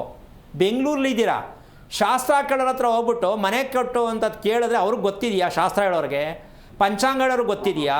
ದೇವಸ್ಥಾನ ಪೂಜೆ ಮಾಡೋರು ಗೊತ್ತಿದೆಯಾ? ಯಾರ ಹತ್ರ ಹೋಗಿ ಕೇಳ್ತೀರಿ ನೀವು? ಈಗ ಊರೆಲ್ಲ ಸುತ್ತಿ ಮನೆ ಕಟ್ಬಿಟ್ಟು ಹಿಂಗಾಯ್ತಾ ಇದೆ ಅಂತ ಇದೇನೇ ನಾವು ಮಾಡ್ಕೊಳ್ಳೋದು. ಈಗ ಅವ್ರನ್ನೇ ಹೋಗಿ ಕೇಳಿ, ಯಾಕೆ ಸ್ವಾಮಿ ಹಿಂಗಾಯ್ತು ಅಂತ. ಒಂದು ತೆಂಗಿನಕಾಯಿ ಕಟ್ಕೊಳ್ಳಿ, ನಿಮ್ಗೊಂದು ಕತ್ತು ಕಟ್ಕೊಳ್ಳಿ, ನಿಮ್ಗೊಂದು ಬ್ಯಾಗಲ್ಲಿ ನಿಂಬೆಹಣ್ಣು ಇಟ್ಕೊಳ್ಳಿ, ಶುರು ಆಗ್ತು. ಅದೇ ತರನೇ ಅಲ್ಲ ಹಂಗೆ ಬದುಕಬೇಕು ನೀವು. ಯಾಕೆ ಅಂದರೆ ಯಾರ ಹತ್ರನೋ ಶಾಸ್ತ್ರ ಕೇಳೋರ ಹತ್ರ ಹೋಗ್ಬಿಟ್ಟು 10 ರೂಪಾಯಿ ಕೊಟ್ಬಿಟ್ಟು ಕೇಳ್ಬಿಟ್ರೆ ಏನಾಗುತ್ತೆ? ಇದು ನೀವು ಒಂದಂತೂ ತಿಳ್ಕೊಳ್ಳಿ, ಮನೆಯ ದೋಷಕಾರಕವಾಗಿರ್ತಕ್ಕಂಥ ಮನೆ ಸರಿ ಇಲ್ಲ ಅಂತ ನಾನು ಹೇಳ್ತಿಲ್ಲ. ಈ ರೀತಿಯಾಗಿ ಅಕಸ್ಮಾತಾಗಿ ನಮ್ಮ ಮನೇಲಿ ಯಾಕೆ ಪ್ರಾಣ ಹೋಯಿತು ಇದನ್ನು ತಿಳ್ಕೊಳ್ಳೋಕೆ ಪ್ರಯತ್ನ ಮಾಡಮ್ಮ, ಇಡೀ ಕುಟುಂಬ ಸೇಫ್ ಆಗುತ್ತೆ. ಫಸ್ಟು ನೀವು ನಿಮ್ಮ ಅನುಕೂಲಕ್ಕೆ ತಕ್ಕಂತೆ ಮನೆಗಳು ಕಟ್ಕೊಂಡ್ರೆ ಈ ಸಮಸ್ಯೆನ ಅನುಭವಿಸ್ಬೇಕಾಗತ್ತೆ. ತಿಳ್ಕೊಳ್ಳೋಕೆ ಪ್ರಯತ್ನ ಮಾಡಿ, ಒಳ್ಳೆಯದಾಗಲಿ. ಓಕೆ, ಥ್ಯಾಂಕ್ ಯು ಪುಷ್ಪಲತಾ ಕರೆ ಮಾಡಿದ್ದಕ್ಕಾಗಿ. ಇದೀಗ ಮೈಸೂರಿನಿಂದ ಬಸವರಾಜ್ ಅಂತ ಹೇಳಿ ಕರೆ ಮಾಡಿದ್ದಾರೆ. ನಮಸ್ತೆ ಬಸವರಾಜ್. ನಮಸ್ತೆ ಮೇಡಮ್. ನಮ್ಮ ಗುರುಜಿ ಇದ್ದಾರೆ, ಮಾತನಾಡಿ. ಹಲೋ, ಆಯ್ತು. ನಮಸ್ತೆ ಗುರುಜಿ. ನಾರಾಯಣ ಹೇಳಿಪ್ಪ. ಗುರುಜಿ ನಮ್ಮ ಕೆಲಸದಲ್ಲಿ ಸ್ವಲ್ಪ ಹಾಂ ಹೇಳಿ ಸರ್, ಕೇಳಿಸ್ತಾ ಇದೆ, ಹೇಳಿ. ಕೆಲಸಗಳು ಸ್ವಲ್ಪ ಅಡೆತಡೆ ಆಗ್ಬಿಟ್ಟೈತೆ. ಕೆಲಸಗಳೇ ಸರಿಯಾಗಿ ನಡೀತಾ ಇಲ್ಲ ಗುರುಜಿ. ಎಷ್ಟು ವರ್ಷದಿಂದ ಇದ್ದೀರಾ ಮನೆಯಲ್ಲಿ? ನಾವೀಗ ಈ ಮನೆಗೆ ಬಂದು 3 ವರ್ಷ ಆಯ್ತು ಗುರುಜಿ. ಬೇರೆ ಕಡೆ ಇದ್ವಿ, ಈಗ ಬೇರೆ ಚೇಂಜ್ ಮಾಡಿದ್ವಿ. ನಿಮ್ಮ ಹೆಸರು, ನಿಮ್ಮ ನಕ್ಷತ್ರ ಏನು? ಬಸವರಾಜ್ ಅಂತ ಹೆಸರು. ನಕ್ಷತ್ರ ಯಾವುದು? ಗುರುಜಿ ನಕ್ಷತ್ರ ಗೊತ್ತಿಲ್ಲ ಗುರುಜಿ. ಎಷ್ಟು ವರ್ಷ ನಿಮಗೆ? ನಮ್ಗೆ ಈಗ 45. ಅಲ್ಲ, ನಿಮಗೆ ಏನು ಬೇಡವಾ ನಕ್ಷತ್ರ? ಇದೆಲ್ಲ ಯಾಕೆ ಬೇಕು ಅಂತನಾ? ಏನು ನಿಮ್ಮ ನಂಬಿಕೆ ಇಲ್ವಾ ಏನು? ಏನಿಲ್ಲ ಗುರುಜಿ, ನಮ್ಗೆ ಅವಾಗಿಂದ ನಮ್ಗೆ ಬೆಳಿಗ್ಗೆ ಮಾಡಿ ಅಭ್ಯಾಸ, ಹುಟ್ಟಿದ ದಿನನೇ ಗೊತ್ತಿಲ್ಲ. ಅಲ್ಲ, ಒಂದು ನಿಮಿಷ. ಹಾಗಿದ್ಮೇಲೆ ಏನು ಮಾಡಬೇಕು? ಏನು ಬರ್ತದೋ ಅನುಭವಿಸ್ಕೋಬೇಕು. ಕೇಳೋದ್ರಲ್ಲಿ ಅರ್ಥ ಇಲ್ಲ. ಆಧಾರವಿಲ್ಲದ ವಿಚಾರ ನಾನು ಹೇಳಕ್ಕೆ ಹೋಗಲ್ಲ. ನಾನೇ ಅಲ್ಲ, ನೀವು ಕೇಳಬಾರ್ದು. ಯಾವ ತಪ್ಪಾಗಿದೆ ಅಂದರೆ ಹುಟ್ಟಿರ್ತಕ್ಕಂಥದ್ರ ಮೇಲೆ ಮನುಷ್ಯನ ಒಂದು ಕತೆ ಇರುತ್ತೆ. ಒಂದು. ಎರಡನೇದಾಗಿ ವಾಸ ಮಾಡೋ ಮನೆ ಇರುತ್ತೆ. ನಿಮಗೆ ಬಾಡಿಗೆ ಮನೇಲಿ ಇದ್ದೀರಾ, ನಿಮ್ಮ ಬಗ್ಗೆ ಏನೂ ಗೊತ್ತಿಲ್ಲ. ಶಾಸ್ತ್ರ ಕೇಳೋದು, ದೇವ್ರ ಹತ್ರ ಕುತ್ಕೊಂಡು ಅಳೋದು, ಅರ್ಕೆ ಕಟ್ಕೊಳ್ಳೋದು, ಇದೆಲ್ಲ ಬಿಟ್ಬಿಡಿ. ಬಸವರಾಜ ನಾನೇನಾ ಅಂತ ತಿಳ್ಕೊಬೇಕಾ ಬೇಡವಾ ನೀವು? ಮೊದಲು ತಿಳ್ಕೊಳ್ಳಿ. ಯಾವುದೇ ಕೆಲಸ ಸೈಡ್ಗೆ ಹಾಕಿ, ನಾನು ಈ ಸಮಸ್ಯೆಯಲ್ಲಿ ಸಿಕ್ಕಾಕೊಳ್ಳೋಕ್ಕೆ ಏನು ಕಾರಣ? ಮಕ್ಕಳೆಷ್ಟು ನಿಮಗೆ? ಇಬ್ರು. ಹಾಂ, ಒಂದು ಗಂಡು ಒಂದು ಹೆಣ್ಣು ಗುರುಜಿ. ಕೊನೆಯದು ಯಾವುದು? ಹೆಣ್ಣ ಗಂಡ? ಹೆಣ್ಣು ಕೊನೆಯದು. ನಕ್ಷತ್ರ ಏನು, ಹೆಸರೇನು ಮಗುದು? ನಕ್ಷತ್ರ ನೋಡ್ತೀನಿ ಗುರುಜಿ. ನೋಡ್ಕೊಂಡು ಹೋಗೋದು ಬಿಡಿ. ಯಾಕೆಂದರೆ ನೀವು ಮಕ್ಕಳದು ಗೊತ್ತಿಲ್ಲ, ನಿಮಗೂ ಗೊತ್ತಿಲ್ಲ ಅಂದರೆ ಎಷ್ಟು ಮಟ್ಟಕ್ಕೆ ಸರಿ ಬಸವರಾಜ್? ನಿಜಕ್ಕೂ ಈ ಸೋಮಾರಿತನ ದಯವಿಟ್ಟು ಯಾರಿಗೂ ಒಳ್ಳೆಯದಲ್ಲ. ಮಕ್ಕಳ ಬಗ್ಗೆ ತಂದೆ ತಾಯಿಗೆ ಬಾಯಲ್ಲೇ ಇರಬೇಕು. ಏನು ಅರ್ಥ ಇದೆ ಇದರಲ್ಲಿ? ಇದನ್ನು ಮೊದಲು ಅಭ್ಯಾಸ ಇಟ್ಕೊಳ್ಳಿ, ಮೊದಲು, ಆಮೇಲೆ ತಿಳ್ಕೊಳ್ಳಿ. ಒಳ್ಳೆಯದಾಗಲಿ. ಓಕೆ, ಥ್ಯಾಂಕ್ ಯು ಬಸವರಾಜ್ ಕರೆ ಮಾಡಿದ್ದಕ್ಕಾಗಿ. ಗುರುಜಿ, ನಕ್ಷತ್ರದ ಕುರಿತಂತೆ ಮಾತನಾಡ್ತಾ ಇದ್ರಿ. ಈಗ ನಕ್ಷತ್ರವೇ ಗೊತ್ತಿಲ್ಲ ಅಂತ ಹೇಳಿದ್ರೆ ಅದಕ್ಕೆ ಬೇರೆ ಮಾರ್ಗವೇ ಇಲ್ವಾ ಅಂತ ಹೇಳಿ? ಇದಕ್ಕೆ ಮಾರ್ಗ ಏನು ಅಂತಂದರೆ, ರಸ್ತೆ ಎಲ್ಲಿಗೆ ಹೋಗುತ್ತೆ ಗೊತ್ತಿಲ್ಲ, ಬೋರ್ಡು ಇಲ್ಲ, ಹೇಳೋರು ಇಲ್ಲ. ಈಗ ಮುಂದೆ ಹೋಗ್ಬೇಕಾ, ಅಲ್ಲೇ ನಿಂತ್ಕೋಬೇಕಾ? ಹೋಗ್ಬೇಕು, ಆದರೆ ಹೆಂಗೆ ಹೋಗೋದು ಗೊತ್ತಾಗೋದಿಲ್ಲ. ಹೋಗೋದು ಹೆಂಗಮ್ಮ? ರಸ್ತೆ ಎಲ್ಲ ಹೋಗೋದು ಗೊತ್ತಿಲ್ಲ, ಹೇಳೋರು ಯಾರೂ ಇಲ್ಲ, ಬೋರ್ಡು ಇಲ್ಲ, ನಮಗೂ ಗೊತ್ತಿಲ್ಲ, ಮುಂದೆ ಹೋಗಕ್ಕಾಗತ್ತಾ? ಅಷ್ಟೇ. ಹಣೆ ಬರ್ದಲ್ಲಾಗಲಿ, ನನ್ನ ದೇವ್ರು ಏನು ಹಣೆ ಬರ್ದಾನೋ ಅದೇ ನಡೀಲಿ ಹಂಗೆ ಅಂದ್ಕೊಂಡೆ ಕಾಲ ಕಳಿಬೇಕು. ಅದಕ್ಕೆ ನಾವು ಪ್ಯಾಚ್ ಹಾಕಿ ಅವನಿಗೇನೋ ಒಂದು ಮನುಷ್ಯಾಂತಿಗೆ ಏನೋ ಒಂದು ಹೇಳಿದ್ರೆ ನಾವೇ ತೊಗೊಂಡೋಗಿ ಪಾಳಬಾವಿಗೆ ತಳ್ದಂಗಾಗತ್ತೆ, ನಾವೇ ಸ್ವಲ್ಪ ವಿಷನ ಅವ್ರಿಗೆ ಕೊಟ್ಟಂಗಾಗತ್ತೆ. ಆಧಾರವಿಲ್ಲದ ವಿಚಾರಗಳನ್ನು ಯಾವ ಕಾರಣಕ್ಕೂ ಹೇಳಬಾರದು. ಹಣ ಮಾಡೋಕ್ಕೋ, ಸಂಪಾದನೆ ಮಾಡೋಕ್ಕೋ, ಜನಗಳಿಗೆ ಹೆದರ್ಸೋಕ್ಕೋ ಅಥವಾ ಜನಗಳನ್ನ ಎಳ್ಕೊಳ್ಳೋಕ್ಕೋ ಮಾಡೋಕ್ಕೆ ಹೋದರೆ ತುಂಬ ತಪ್ಪಾಗತ್ತೆ, ಮಾಡಬಾರ್ದು ಅಲ್ವಾ? ಓಕೆ ಗುರುಜಿ, ಬೆಂಗಳೂರಿನಿಂದ ಸುಶೀಲಾ ಅಂತ ಹೇಳಿ ಕರೆ ಮಾಡಿದ್ದಾರೆ. ನಮಸ್ತೆ ಸುಶೀಲಾ. ನಮಸ್ತೆ ಮೇಡಮ್. ಗುರುಜಿ ಇದ್ದಾರೆ, ಮಾತನಾಡಿ. ಹಲೋ. ನಮಸ್ತೆ ಗುರುಜಿ. ನಾರಾಯಣ ಹೇಳಿಮ್ಮ. ಗುರುಜಿ, ನಮ್ಮ ಮಗಳ ಬಗ್ಗೆ ಕೇಳ್ಬೇಕಿತ್ತು. ಮದ್ವೆ ಅವಳಿಗೆ ಈಗ 25 ವರ್ಷ, ಧನು ರಾಶಿ, ಮೂಲ ನಕ್ಷತ್ರ. ಇವಾಗ ಗಂಡುಗಳು ಕೇಳ್ಕೊಂಡ್ ಬರ್ತಾ ಇದಾರೆ, ಒಬ್ರು ಕಂಡಕ್ಟರ್ ಬರ್ತಾ ಇದಾರೆ ಕೇಳ್ಕೊಂಡು. ಅದಕ್ಕೆ ಹೆಂಗೆ ಅದು ಏನು ಗೊತ್ತಾಗ್ತಿಲ್ಲ ಗುರುಜಿ. ಕೇಳ್ಕೊ ಬರ್ತಾ ಇದ್ದಾರೆ ಅಂದ್ರೆ ನೀವ್ಯಾಕೆ ಮಾಡ್ತಾ ಇಲ್ಲ? ಅಂದ್ರೆ ಈಗ ಬರ್ತಾ ಇದಾರೆ, ಅದು ನೋಡ್ಬೇಕು ಗುರುಜಿ. ತುಂಬಾ ಜನ ಕೇಳಿದ್ರು, ನಮ್ಮ ಮನೆಯವರು ಇನ್ನು ಮಾಡೋಣ ಯಾಕೆ ಅಷ್ಟು ಅರ್ಜೆಂಟ್ ಅಂತಿದ್ರು. ಎಷ್ಟು ವಯಸ್ಸು? ಈಗ 24 ತುಂಬಿ 25ಕ್ಕೆ ಬಿದ್ದಿದೆ. ಏನು ಮಾಡ್ತಿದ್ದಾಳೆ? ಇವಾಗ ಸೆಕೆಂಡ್ ಪಿ ಮುಗೀತು ಗುರುಗಳೇ, 5 ವರ್ಷ ಆಯ್ತು ಮುಗಿಸಿ. ಇವಾಗ ಕನ್ನಡ ಟೈಪಿಂಗ್ ಕಲಿತಿದ್ದಾಳೆ. ಅವಳು ಓದಿರೋಕೆ ಯಾವ್ದು ಕೆಲಸ ಸಿಗ್ಲಿಲ್ಲ. ನಿಮ್ಮ ಮನೆ ಎಷ್ಟು ವರ್ಷದ್ದು? ಮನೆ ಈಗ 10 ವರ್ಷ ಆಯ್ತು ಗುರುಜಿ. ಗೃಹ ಪ್ರವೇಶ ಆಗಿಲ್ಲ, ಏನು ಆಗಿಲ್ಲ ಮನೆಯಲ್ಲಿ. ಯಾಕೆ? ಅವರು ಅವ್ರ ಅಣ್ಣ ಅದಕ್ಕೆ ಎಲ್ಲ ಬರ್ಬೇಕಂತ ಗುರುಜಿ ಮಾಡಕ್ಕೆ. ಓಕೆ, ಗೃಹಪ್ರವೇಶ ಮಾಡದೆ ಮನೆ ಹೊಂಟೋಗಿದ್ರಾ? ಅದು ಬರೀ ಹಾಲು ಉಗ್ಸ್ಕೊಂಡ್ ಬಂದಿದೀವಿ ಗುರುಜಿ. ಇಲ್ಲಿ ಬಂದ್ಮೇಲೆ ತುಂಬಾ ಸಮಸ್ಯೆ ಆಯ್ತು. ಒಳ್ಳೆ ಕೆಲಸ. ಯಾಕೆ ಅಂತಂದ್ರೆ ದರಿದ್ರ ಎಲ್ಲಿ ಬರುತ್ತೆ ಅಂದ್ರೆ ನಿಮ್ಮ ಮನೇಲಿ ಇಟ್ಕೊಂಡಿದ್ದೀರಾ. ದರಿದ್ರ ಲಕ್ಷ್ಮಿ ಕೇಳಿಸ್ಕೊಳ್ತಾಯಿ, ದರಿದ್ರ ಲಕ್ಷ್ಮಿ ಅಲ್ಲಮ್ಮ. ಮನೆ ಕಟ್ಟಿ ಗೃಹಪ್ರವೇಶ ಮಾಡದೆ ಒಳಗಡೆ ಹೋಗಿದ್ದೀನಿ ಅಂದ್ರೆ ನಿಜಕ್ಕೂ ನಾವು ನಾಚಿಕೆ ಆಗತ್ತೆ. ಇಷ್ಟೊಂದು ಅನ್ಯಾಯವಾಗಿ ಬದುಕಕ್ಕಾಗತ್ತಾ? ಆ ಮನೆ ಒಳಗಡೆ ಮದುವೆ ಆಗೋದಲ್ಲ, ನೆಮ್ಮದಿಯಾಗಿರೋಕ್ಕಾಗತ್ತೇನಮ್ಮ? ಈ ರೀತಿ ಅನ್ಯಾಯ ಮಾಡೋದ, ಮೋಸ ಮಾಡೋದ? ಏನೋ ದೇವ್ರ ನಂಬಿಕೆ ಉಳ್ಕೊಂಡಿದ್ದೀನಿ ಗುರುಜಿ ನಾನು. ದೇವ್ರು ನಂಬಿದ್ದೆ ಮೋಸನಾ? ನಂಬಿರೋದಕ್ಕೆ ಅರ್ಧ ಉಳ್ಕೊಂಡಿದ್ದೀನಿ ಗುರುಜಿ ನಾನು. ಈ ಮಾತು ಹೇಳಿ ಇನ್ನೂ ಅರ್ಧ ಪಾತಾಳಕ್ಕೆ ಹೋಗ್ಬಿಡ್ತೀಯ ನೀನು. ನೀನು ಮನೆ ಗೃಹಪ್ರವೇಶ ಮಾಡಿದ್ರೆ ದೇವ್ರು ಹೋಗು ಅಂತ ಹೇಳಿದ್ನಾ ಅಥವಾ ಮನೆ ಕಟ್ಟು ಅಂತ ದೇವ್ರು ಹೇಳಿದ್ನಾ? ಯಾಕಮ್ಮ ದೇವ್ರ ಮೇಲೆ ಒಪ್ಲಿಲ್ವಲ್ಲ ಗುರುಜಿ. ಅದಕ್ಕೆ ಹೇಳು, ನಿಮ್ಮ ಮನೇಲಿ ನಿಮ್ಮ ಮನೆ ದೇವರು ಅಂದ್ರೆ ಯಾವುದು? ನಿನ್ ಗಂಡ. ಯಾವುದು ಪೂರ್ತಿ ಆಗಲ್ಲ, ಅವ್ರು ಕೈ ಹಾಕಿದ್ ಯಾವುದು ಪೂರ್ತಿ ಆಗಲ್ಲ, ಅರ್ಧಂಬರ್ಧನೆ ತಾನೇ ನಿನ್ ಗಂಡನ ವಿಚಾರ. ಹೌದು ಗುರುಜಿ. ಮತ್ತೆ ಎಲ್ಲಿ ಸರ್ ಮಾಡ್ಬೇಕು ನೀನು? ನಿಮ್ಮ ಯಜಮಾನ ಸರ್ ಮಾಡಬೇಕು. ಸರ್ ಮಾಡೋಕ್ಕಾಗಲ್ಲ, ಯಾರು ಹುಟ್ಟಿಲ್ಲ ಸರ್ ಮಾಡಕ್ಕೆ. ಯಾಕೆಂದ್ರೆ ಕೇಳಿಸ್ಕೊ, ನಿನ್ನ ಮಗಳು ಹುಟ್ಟಿರ್ತಕ್ಕಂಥದ್ದು ಮೂಲ ನಕ್ಷತ್ರ. ಹೌದು ಗುರುಜಿ. ಮದುವೆ ಮಾಡಕ್ಕೆ ಪ್ರಯತ್ನ ಮಾಡಬೇಡ ಅಮ್ಮ. ಆದ್ರೆ ಆಗ್ಲಿಲ್ಲ ಅಂದ್ರೆ ಸುಮ್ಮನೆ ಇದ್ಬಿಟ್ಟು ತಲೆ ಕೆಡಿಸ್ಕೊಬೇಡ. ಯಾಕೆ ಮಾತು ಹೇಳ್ತಾ ಇದ್ದೀನಿ ಅಂದರೆ, ನಿಮ್ಮ ಯಜಮಾನರಿಗೆ ನಂಬಿಕೆ ಇಲ್ಲದ ಮೇಲೆ ನೀನು ಮುಂದಕ್ಕೆ ಹೋಗಿ ಅಯ್ಯೋ ನನ್ನ ತಾಯಿ ಆದವಳು ಏನು ಮಾಡಲಿ ಅಂತ ಅನ್ಕೋಬೇಡ. ಮೊದಲು ನಿಮ್ಮ ಯಜಮಾನರು ಇದಕ್ಕೆ ನಂಬಿಕೆ ಇಟ್ಟು ಮನೆಯನ್ನು ಸರಿಯಾದ ರೀತಿಯಲ್ಲಿ ನಾನು ಪ್ರವೇಶ ಮಾಡೋಕ್ಕೂ ಆಗದೆ ಮನೆ ಒಳಗಡೆ ನುಕ್ಕೊಂಡಿದ್ದೀನಿ, ಈ ಸತ್ಯವನ್ನು ತಿಳ್ಕೋಬೇಕು ಅನ್ನೋ ಆಸಕ್ತಿ ಮೊದಲು ಹೇಳೋಕ್ಕೆ ಕೇಳು ನಿಮ್ಮ ಯಜಮಾನರಿಗೆ. ಆಮೇಲೆ ಮದುವೆ ವಿಷಯ ಏನು ಕಾಲ ಮಿಂಚಿಲ್ಲ. 21, 22ಕ್ಕೆಲ್ಲ ಮಕ್ಕಳು ಮದುವೆ ಆಗ್ಬಿಡ್ಬೇಕು ಅಂತೇನಿಲ್ಲ. 30 ಆಗಿರೋ ಇನ್ನೂ ಬೇಕಾಷ್ಟು ಜನ ಇದ್ದಾರೆ. ಆ ಥರ ಮಾಡ್ಕೊಬೇಡ. ನಿಮ್ಮ ಯಜಮಾನ ಒಂದು ನಿಮಿಷ ಕೇಳಿಸ್ಕೊಮ್ಮ. ಯಾವ್ದಾದ್ರು ದೇವಸ್ಥಾನಕ್ಕೆ ನೀನು ಹೋಗಿ ಸೇವೆ ಮಾಡು. ಏನು ಕಸ ಹೊಡಿಯೋದು, ರಂಗೋಲಿ ಹಾಕೋದು, ನೀರು ತಂದು ಕೊಡೋದು, ಕ್ಲೀನ್ ಮಾಡೋದು, ಏನೋ ಒಂದು ಮಾಡು ಒಂದು ವಾರ. ನಿಮ್ಮ ಯಜಮಾನರು ನೀನು ಹೇಳೋ ಮಟ್ಟಕ್ಕೆ ಬರ್ತಾರೆ. ಆಮೇಲೆ ನೀವಿಬ್ರು ಕುತ್ಕೊಂಡು ಡಿಸೈಡ್ ಮಾಡಿ ಒಂದು ಕೇಳೋಣ ರೀ ಏನಿದು ಎತ್ತ ಅಂತ. ಮದುವೆ ಮಾಡೋಕ್ಕೆ ಮುಂಚೆ ಮಗಳ ಬಗ್ಗೆ ಕೇಳ್ಬಿಟ್ಟು ಮದುವೆ ಮಾಡೋಣ ಅಂತ ತೀರ್ಮಾನ ಮಾಡಿಕೊಂಡು ಮನೇನೂ ಮಾಡಿಕೊಂಡು ಮದುವೆನೂ ಮಾಡೋಕ್ಕೆ ಪ್ರಯತ್ನ ಮಾಡಿ. ಈ ಕೆಲಸ ನೀನು ಮಾಡದೆ ಸುಮ್ಮನೆ ಕೂತಿದ್ರೆ ಅಮ್ಮ ಏನು ಉಪಯೋಗ ಆಗಲ್ಲ. ದೇವ್ರ ಮೇಲೆ ಮಾಡಬೇಡ. ಸ್ವಲ್ಪ ಸೈಟ್ ಐತೆ ಗುರುಜಿ, ಅದು ಮಾರ್ಬಿಟ್ಟು ಮಾಡೋಣ ಅಂತ. ಯಾವುದು ಆಗಲ್ಲಮ್ಮ, ಸೈಟು ಮಾರಕ್ಕಾಗಲ್ಲ, ಪ್ರವೇಶ ಪೂರ್ತಿ ಆಗಲ್ಲ, ಯಾವುದು ಆಗಲ್ಲ, ಎಲ್ಲ ಅರ್ಧ ಅಂತ ಹೇಳಿದೀನಿ. ಮತ್ತೆ ಅದನ್ನೇ ಕೇಳ್ತೀಯಲ್ಲ. ಇದಕ್ಕೆ ಕಾರಣ ಏನು ಅಂತ ಫಸ್ಟು ನೀನು ಶುರು ಮಾಡು. ಆಮೇಲೆ ನಿಮ್ಮ ಯಜಮಾನರು ನಿನ್ನಿಂದ ಬರ್ತಾರೆ. ಆಮೇಲೆ ನೀವಿಬ್ರು ಒಟ್ಟಿಗೆ ಕೂತ್ಕೊಂಡು ಕೇಳಕ್ಕೆ ಪ್ರಯತ್ನ ಮಾಡಿ. ಒಳ್ಳೆಯದಾಗಲಿ. ಓಕೆ, ಥ್ಯಾಂಕ್ ಯು ಮಾ ಕರೆ ಮಾಡಿದ್ದಕ್ಕಾಗಿ. ಎಸ್ ಗುರುಜಿ, ಮುಂದಿನ ವಿಚಾರವನ್ನು ತಿಳಿಸಿಕೊಡೋದಾದರೆ, ಈಗ ಮನೆ ಕಟ್ಟುವಂತಹ ವಿಚಾರ, ಕಟ್ಟಿರುವಂತಹ ವಿಚಾರ, ಇವ್ರು ಇಷ್ಟದಂಗೆ ಮನೆ ಕಟ್ಕೊಂಡು ದೇವ್ರು ನಂಬಿದೆ ತಪ್ಪು ಅಂತ ಹೇಳ್ತಾರಲ್ಲ. ಈಗ ಅಮ್ಮ ಹೇಳಿ ತಪ್ಪು ಅಂತ ಪ್ರಶ್ನೆಗಿನ್ನ ಎಷ್ಟು ಸಿಟ್ಟಾಗಿದೆ ಜೀವನದ ಮೇಲೆ ಅಲ್ಲ. ಪ್ರತಿಯೊಬ್ಬರೂ ಸಮಸ್ಯೆ ಬಂದಾಗ ಎಲ್ಲರೂ ಇದನ್ನೇ ಹೇಳ್ತಾರೆ, ನಾನು ದೇವ್ರು ಮಾಡೇ ಈ ಥರ ಆಗೋದನ್ನ ಹೇಳಲ್ಲ. ಕೆಲವರು ಗಂಡನ ಮೇಲೆ ಹೆಂಡತಿ ಮೇಲೆ ಗಂಡ ಹೇಳ್ತಾರೆ, ನೀನು ದೇವ್ರು ಮಾಡೇ ನಾನು ಈ ಮಟ್ಟಕ್ಕಾದೆ ಅಂತ ಜಗಳ ಆಗತ್ತೆ. ಆದರೆ ಇಲ್ಲಿ ಪಾತ್ರಧಾರಿಗಳು ನಾವು ಅಂತ ಒಪ್ಕೊಳ್ಳಲ್ಲ. ದೇವರನ್ನೇ ಪಾತ್ರಧಾರಿ ಮಾಡ್ತಕ್ಕಂಥದ್ದು. ಯಾಕೆ ಅಂದರೆ ನಮ್ಮ ಸೋಮಾರಿತನದ ಇದೊಂದು ಗಿಫ್ಟ್. ಇದು ಏನು? ದೇವರು ಮೇಲವನೇ, ಏನು ಕೊಡಬೇಕು ಕೊಡ್ತಾನೆ. ಇದು ಸೋಮಾರಿತನದ ಮಾತು. ಸಾಧ್ಯನಮ್ಮ ಇದು? ದೇವರು ಕರೆದ್ಬಿಟ್ಟು ಕೊಡ್ತಾನ ಅಲ್ಲ. ಪ್ರಯತ್ನ ಯಾರ್ದು? ನಮ್ಮದು. ಆದರೆ ನಾವು ಹೇಳೋದು ಯಾರ ಮೇಲೆ? ದೇವ್ರ ಮೇಲೆ. ಆಸ್ತಿ ಮಾಡಿದಾಗ ಹೇಳಲ್ಲ ಇದನ್ನ ನಾನೇ ಮಾಡಿದೆ ಅಂತಾನೆ. ಏನು ಸಮಸ್ಯೆ ಬಂದಾಗ ದೇವ್ರು ಕೊಟ್ಟ ಅಂತಾನೆ. ಸಮಸ್ಯೆ ಇಲ್ದಾಗ ನಾನು ಮಾಡಿದೆ ಅಂತೀವಿ, ಹೌದಲ್ಲ? ಈಗ ಏನು ಮಾಡಬೇಕು? ನಾ ಅಕ್ಷರ ತೆಗೆದಾಕಬೇಕು, ನೀ ಅಂತ ಇಟ್ಕೋಬೇಕು. ನನ್ನದಲ್ಲಪ್ಪ ನಿನ್ನದು ಅಂತ ಶರಣಾಗತಿಯಾದರೆ, ಅಹಂಕಾರವನ್ನು ಬಿಟ್ಟು ಭಗವಂತನಿಗೆ ಶರಣಾಗತಿಯಾಗು. ಪೂಜೆ ಪುನಸ್ಕಾರ ಹೋಮ ಅವನ ಕೇಳಿಲ್ಲ ದೇವರು. ನಾವು ನಾ ತೆಗೆದುಬಿಟ್ಟು ಏನು ಇಟ್ಕೋಬೇಕು? ನೀ ಇಟ್ಕೋಬೇಕು. ನಾನಲ್ಲ ನೀನು ಅನ್ನೋ ಆ ಕ್ಷಣಕ್ಕೆ ನಿನ್ನ ಕೆಲಸ ಆಗತ್ತೆ. ಈ ಸತ್ಯ ನಮ್ಮ ದೇಶದಲ್ಲಿ ಯಾವತ್ತು ಓಪನ್ ಆಗುತ್ತಾ ಗೊತ್ತಿಲ್ಲ. ಓಕೆ ಗುರುಜಿ, ಈ ಕುರಿತು ಮತ್ತೆ ಮಾತನಾಡೋಣ. ಕಾಲರ್ ಒಬ್ರು ರೆಡಿ ಇದ್ದಾರೆ. ನಮಸ್ತೆ ಲಲಿತಾ. ನಮಸ್ತೆ. ಎಲ್ಲಿಂದ ಕರೆ ಮಾಡಿದ್ದೀರಾ? ಬೆಂಗಳೂರಿಂದ. ಓಕೆ, ಗುರುಜಿ ಇದ್ದಾರೆ, ಮಾತನಾಡಿ. ಹಲೋ. ಹಲೋ, ನಮಸ್ಕಾರ ಗುರುಜಿ. ನಾರಾಯಣ, ಹೇಳಿಮ್ಮ. ಮಗಳ ಬಗ್ಗೆ ಕೇಳಬೇಕಿತ್ತು. ಮಗಳ? ಮಗಳ ಬಗ್ಗೆ. ಏನು ನಕ್ಷತ್ರ, ಹೆಸರೇನು? ಹೇಮ ಅಂತ, ಪುಷ್ಯ ನಕ್ಷತ್ರ. ಎಷ್ಟು ವಯಸ್ಸು, ಏನು ಮಾಡ್ತಿದೆ ಮಗಳು? 26 ನಡೀತಾ ಇದೆ. ಇನ್ನು ಮದುವೆ, ಕೆಲ್ಸಕ್ಕೆ ಹೋಗ್ತಾ ಇದ್ದಾಳೆ. ಕೆಲಸಕ್ಕೆ ನೀವೇ ಹೋಗು ಅಂದ್ರೆ ಅವಳೇ ಹೋಗ್ತಾ ಇದ್ದಾಳ? ಅವಳೇ ಹೋಗ್ತಾ ಇದ್ದಾಳೆ. ಯಾಕೆ ಬೇಡಮ್ಮ ಮದುವೆ ಆಗು ಅಂತ ಹೇಳಬೇಕಿತ್ತು?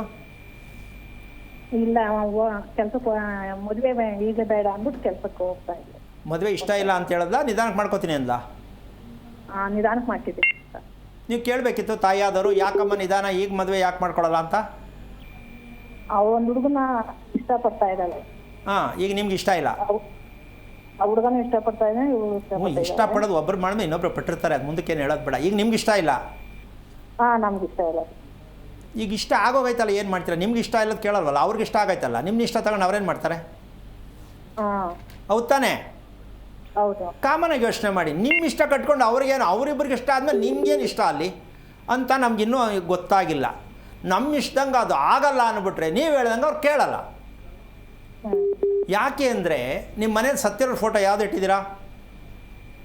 ವೆಂಕಟೇಶ್ವರ. ಸತ್ತಿರೋರ ಫೋಟೋ ಯಾವ್ದು ಇಟ್ಟಿದ್ದೀರಾ ಅಂದೆ? ನಮ್ಮ ತಂದೆ. ಪೂಜೆ ಯಾರು ಮಾಡೋದು? ನಾನೇ ಮಾಡ್ತೀನಿ. ಯಾಕೆ ಪೂಜೆ ಮಾಡೋ ಸತ್ತವ್ರಿಗೆ? ದೊಡ್ಡ ನಮ್ಮ ತಂದೆ ಅಲ್ವಾ ಅಂತ ಮಾಡ್ತೀವಿ. ಅದೇನು ದೇವರು ಅಂತನಾ? ತಂದೆ ಅಲ್ವಾ, ಅದಕ್ಕೋಸ್ಕರ. ಅಯ್ಯೋ ದೇವ್ರೆ, ಹಂಗಾದ್ರೆ ದೇವ್ರಿಗೆ ಪೂಜೆ ಮಾಡೋದ, ಸತ್ತವ್ರಿಗೆ ಪೂಜೆ ಮಾಡೋದಾ? ಅಲ್ಲ, ದೇವ್ರಿಗೂ ಮಾಡ್ತೀವಿ, ಸತ್ತವ್ರಿಗೂ, ನಮ್ಮ ತಂದೆಗೂ ಮಾಡ್ತೀವಿ. ಅದೇ ಗಂಧದ ಕಡ್ಡಿ ತಂದು ಇಲ್ಲೂ ಇಟ್ಬಿಡೋದು?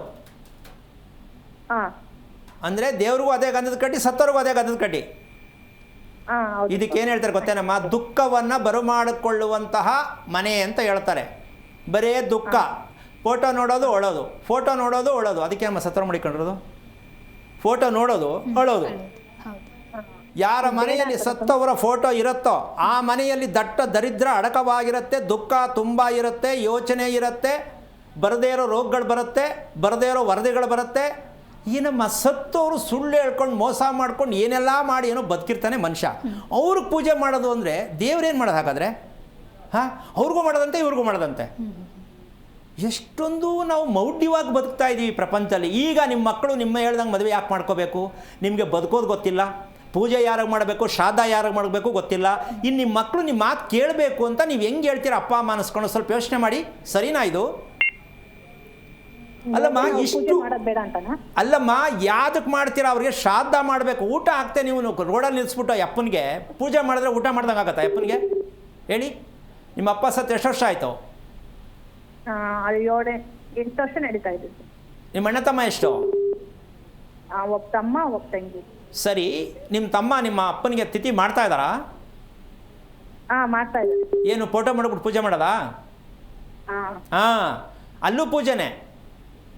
ಜೀವನ ಪರ್ಯಂತ ತಿಳ್ಕೊಳ್ಳಿ. ಮೊದಲು ಭಗವಂತನಿಗೆ ಪೂಜೆ ಮಾಡುವುದೇ ಹೊರತು ಸತ್ತವರಿಗೆ ಪೂಜೆ ಮಾಡುವ ವಂಶದಲ್ಲಿ ಕಳಂಕ ತರುವ ಮಕ್ಕಳು ಹುಟ್ಟುತ್ತಾರೆ, ಹುಟ್ಟಲಿದ್ದಾರೆ, ಹುಟ್ಟುತ್ತಿರುತ್ತಾರೆ. ತಿಳ್ಕೊಳ್ಳಿ ಮೊದಲು. ಮನೆ ಅಂದರೆ ನಿಮ್ಗೆ ಇಷ್ಟ ಬಂದಂಗೆಲ್ಲ ನಡ್ಕೊಳಕ್ಕಾಗಲ್ಲ. ಮನೆ ಕಟ್ಸೋದು ಗೊತ್ತಿಲ್ಲ, ಮನೇಲಿ ಯಾರು ಏನು ಮಾಡಬೇಕು ಗೊತ್ತಿಲ್ಲ, ಹೇಗೆ ಬೆಳಗ್ಗೆ ಹೊತ್ತು ಬದುಕು ಹೇಳಬೇಕು ಗೊತ್ತಿಲ್ಲ, ರಾತ್ರಿ ಎಷ್ಟು ಗಂಟೆಗೆ ಹೇಗೆ ಮಲ್ಕೋಬೇಕು ಗೊತ್ತಿಲ್ಲ. ಆಮೇಲೆ ಮಕ್ಳಿಗೆ ನೀವು ಬೋಧನೆ ಮಾಡೋಕ್ಕೆ ಹೋಗ್ತೀರಾ. ಅವ್ರ ಇಷ್ಟಂಗೆ ಹೆಂಗಾಗತ್ತೆ ಅಂದರೆ ನಿಮ್ಮ ಇಷ್ಟಂಗೆ ನೀವು ಬದುಕಿದ್ದೀರಾ, ಅವ್ರ ಇಷ್ಟಂಗೆ ಅವ್ನು ಬಿಟ್ಬಿಡಿ ಅಂತ ನಾನು ಹೇಳ್ತಾ ಇಲ್ಲ.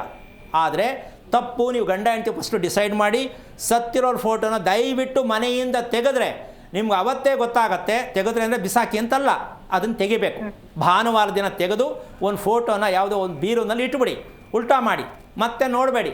ವರ್ಷಕ್ಕೊಂದ್ಸಲ ತೆಗೆದು ದೊಡ್ಡದೊಂದು ಬಲ್ಪ್ ಹಾಕಿ, ಒಂದಿಷ್ಟು ದಪ್ಪದೊಂದು ಹೂನಾರ ಕಟ್ಟಿಸಿ, ದೇವರಿಗೆಲ್ಲ ಮರೆ ಮಾಡಿ, ಅವ್ರಿಗೆ ವಿಜೃಂಭಣೆಯಿಂದ ಪೂಜೆ ಮಾಡಿಬಿಡಿ. ಒಂದೇ ದಿನ, ಪ್ರತಿದಿನ ದೇವ್ರಿಗೆ ಮಾಡಿ, ವರ್ಷಕ್ಕೊಂದಿನ ಅವ್ರಿಗೆ ಮಾಡಿ.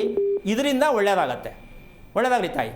ಓಕೆ, ಥ್ಯಾಂಕ್ ಯು ಲಲಿತಾ, ಕರೆ ಮಾಡಿದ್ದಕ್ಕಾಗಿ. ಎಸ್ ಗುರೂಜಿ, ಇನ್ನು ಕೊನೆಯದಾಗಿ ನಮ್ಮ ವೀಕ್ಷಕರಿಗೆ ಏನು ಹೇಳೋದಕ್ಕೆ ಇಷ್ಟಪಡ್ತೀರಾ? ಇಲ್ಲಿ ಎಷ್ಟೋ ಜನಕ್ಕೆ ಬೇಸರ ಆಗುತ್ತೆ. ಏನು ಅಂದರೆ ಸತ್ತವ್ರನ್ನ ದೇವರು ಅಂತ ಅಂದೆ ಏನು? ಅವ್ರು ದೇವ್ರಾಗಕ್ಕೆ ಸಾಧ್ಯ ಆಗುತ್ತಾ?